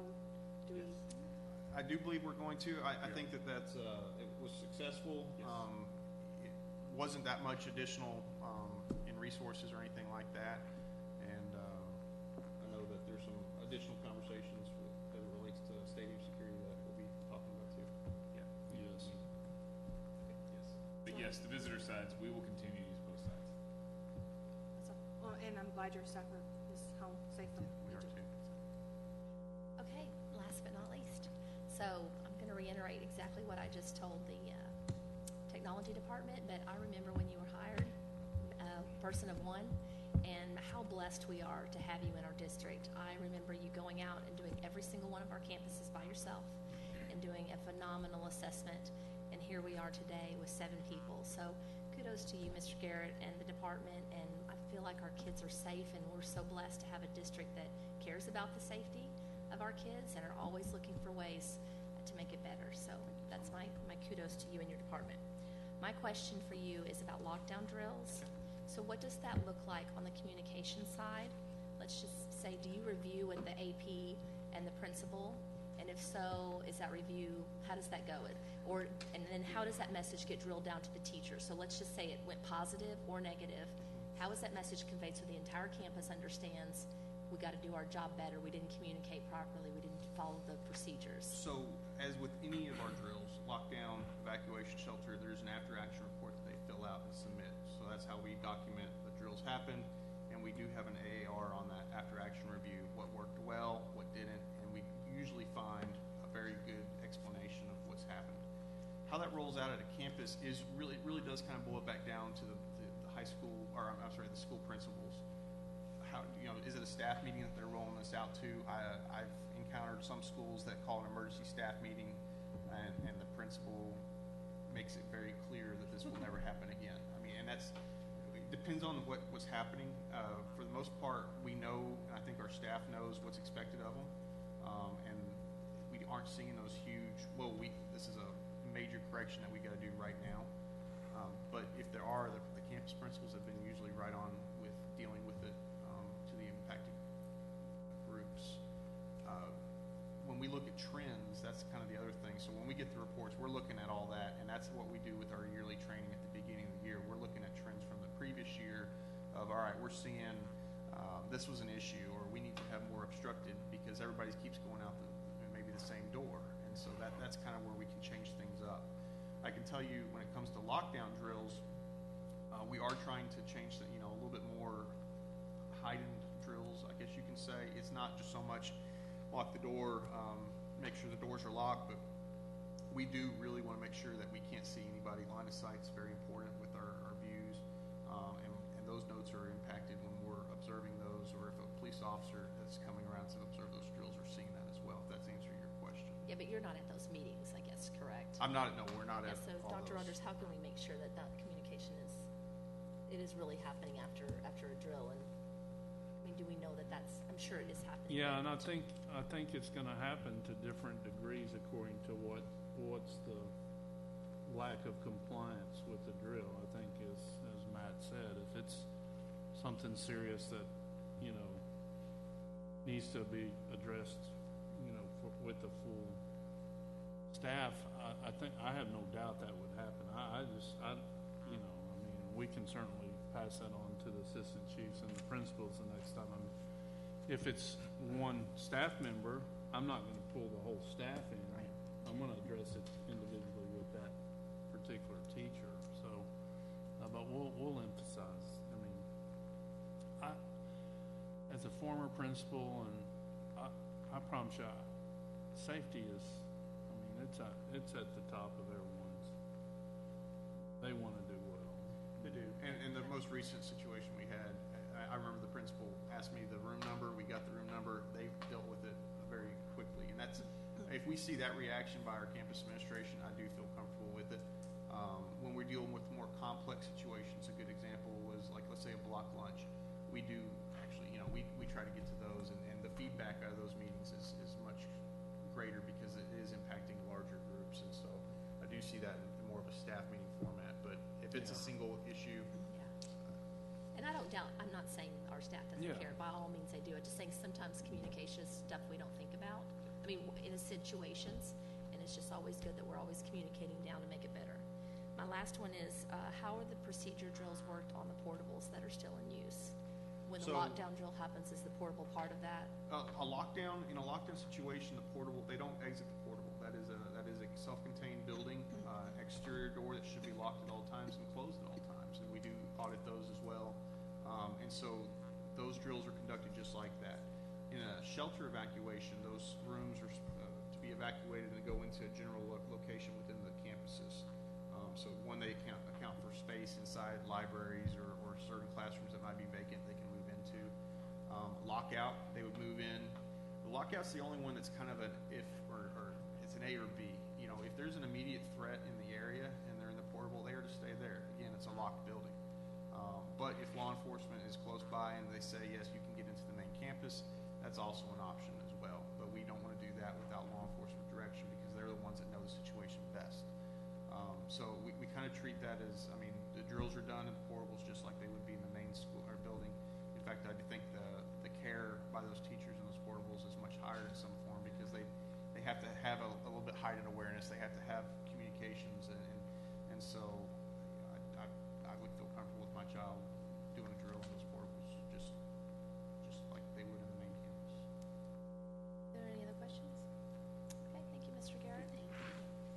Okay, and last but not least, we have our legislative report, and Ms. Timish and Ms. Hassett were graciously weathered storms, or probably not, maybe cold weather in Washington, D.C., going as representative for advocacy. So they're going to share a little bit about the report. Just getting the changer. I'm not going to sit over here. And then Ms. Hassett is actually up for our legislative update. So we might want to talk about that as well for what we're going to report on Monday. And we know that generally our legislative updates are focused at the state level, but we really felt like there was some things that we got to meet and to share with our elected officials at the federal level. And first of all, I want to start out by saying thank you so much to Dr. Rapp and Dr. Talbert, who did an amazing job with our homework on IDEA. It was fabulous, and it really helped with direct some really great conversations with all the staff that we got to meet with. So I want to say thank you very much. We really appreciate that. And so it was a conference we started on Sunday and finished up at the Capitol on Tuesday with, and what they did this year is had everything around IDEA, which was implemented in 1974. They're funding right now, which is Individuals with Disabilities Education Act, that they are funding at about 15%, even though they promised us 40% when this went into law. And so I think it was really impactful for every school district across the U.S., including Alaska, which was fun to have them there as well, having the same message. And I think that that really helps. All right, I will let, we got to hear from Secretary of State, Ms. DeVos. Do you want me to talk? Is she in a wheelchair? She is in a wheelchair. She had a biking accident and injured her hip. Okay, and she did not use the word public education. The Not words, once. not once. Not once. She, it's about school Educational freedom. educational freedom for students and for teachers. And so she read a message, and I do have it on my phone. If you would like to hear parts of it, I'd be happy to share it with you. No questions? You don't want to hear it. I mean, maybe you do. No. It was a waste of 6 minutes of my time. My opinion. So, So nothing promising. no, I mean, Same stuff. I was, yeah. So, Next slide. this we got to, these are, they did give us red scarves, which I thought was really impactful. I hope that when we go down to Austin, that we can start wearing a certain color, because I can tell you, we had people stopping us, asking us, who's at the Capitol with these red scarves? And so it was a great conversation. We really didn't get to talk with Senator Cruz himself, but we got to spend about 45 minutes with his educational legislative director, Ariel, and she had a lot of great questions for us. We really feel like there was, I know that they say it's very difficult to move the needle at the federal level, and I felt like that maybe we had some conversations that may be changing with that. One of the conversations was testing. During the conference, I asked NSBA attorneys about the difference between the way that we're required to instruct under IDEA and the way that we have to test under ESSA or ESEA. And even NSBA continued to push back that, well, that's a state issue. And I said, no, the federal government, USDE, actually said back in 2014 that we had to stop using STAR mod. And so several great conversations during the conference itself with a couple of ladies from Georgia chiming in that we're going to start trying to tackle this issue together as multiple states. And then we were able to let our congressmen, senators know that there's something that they could try to implement in IDEA with the reauthorization that's not just funding, because we're asking for more money per the law, but also this could drastically help our students and our teachers if they could make it even so that how we taught is how we tested. So they were amiable to that after I told them I would send data for them. Where's Cruz in the photo? This was actually before he got there. He was running late. Okay. So, and then we got to sit in on a education and labor hearing conversation, and it was fun. We got to have probably a good 5-10 minute conversation with Van Taylor. He was like, okay, I'm used to seeing you down in Austin, and now it was kind of fun. Then he got to see us in DC and had a short conversation with him. Congressman Shalala spoke at NSBA. She has worked as a college professor in administration for over 30 years, and so she is a little fireball from Florida, very much supports public education, and is wanting to make sure that that we are receiving the funding that we need. She's also on the education and labor, and she recognized all of the school board trustees that were in the hearing. We got to meet with Congressman Marchant. They had a vote, but he came out and was to meet with us. He has a son that was he was really interested in IDEA because he had a special needs son who did not receive accommodations just because of the time and age that he was growing up, and so he was amazed. We asked everyone that we met with to come and do a tour of LISD, and so we're hopeful that Congressman Marchant, as they're talking about IDEA, if they can look at the things that we're doing in our district, I think that would help so that they know. Congressman Burgess, as you know, is always open. He asked a lot of questions around safety, and then he really asked specific questions on what we can be doing now besides just the money, but I think he was probably the most knowledgeable, don't you think? And so looking at the testing, the funding, and to my knowledge, he's not done a tour of our special needs department, so we've also asked for him. He stepped out of his Ways and Means Committee and spoke with us for about half an hour. That's it. Any questions? Questions? No. Everybody's ready to go. No. So for our message on Monday, what should we? Well, they have just come out with the 2.5% property cap, so we could do a recap on that as one of the things for sure. Cart before the horse. Right, cart before the horse, because we've had nothing on actual education funding, but we have the cap. You can't, I'm gonna be blunt, you cannot talk about putting a cap on property tax reform before you fund. The students in this state deserve to come first, and they have been ignored for too long by the state legislature, and I think that SB2 and HB2 are cart before the horse bills, because I'll be very blunt. I don't necessarily trust the legislature to come back later and fund public education. Sorry. That's my 2 cents. So anything else? I think that's a good update to give, because that's really what's going on right now. Right now. Yeah. Does anyone have anything else to add? No? Anything else? I'll bring my soapbox. Okay. If there's no further business, this meeting is adjourned, and the time is now 9:49.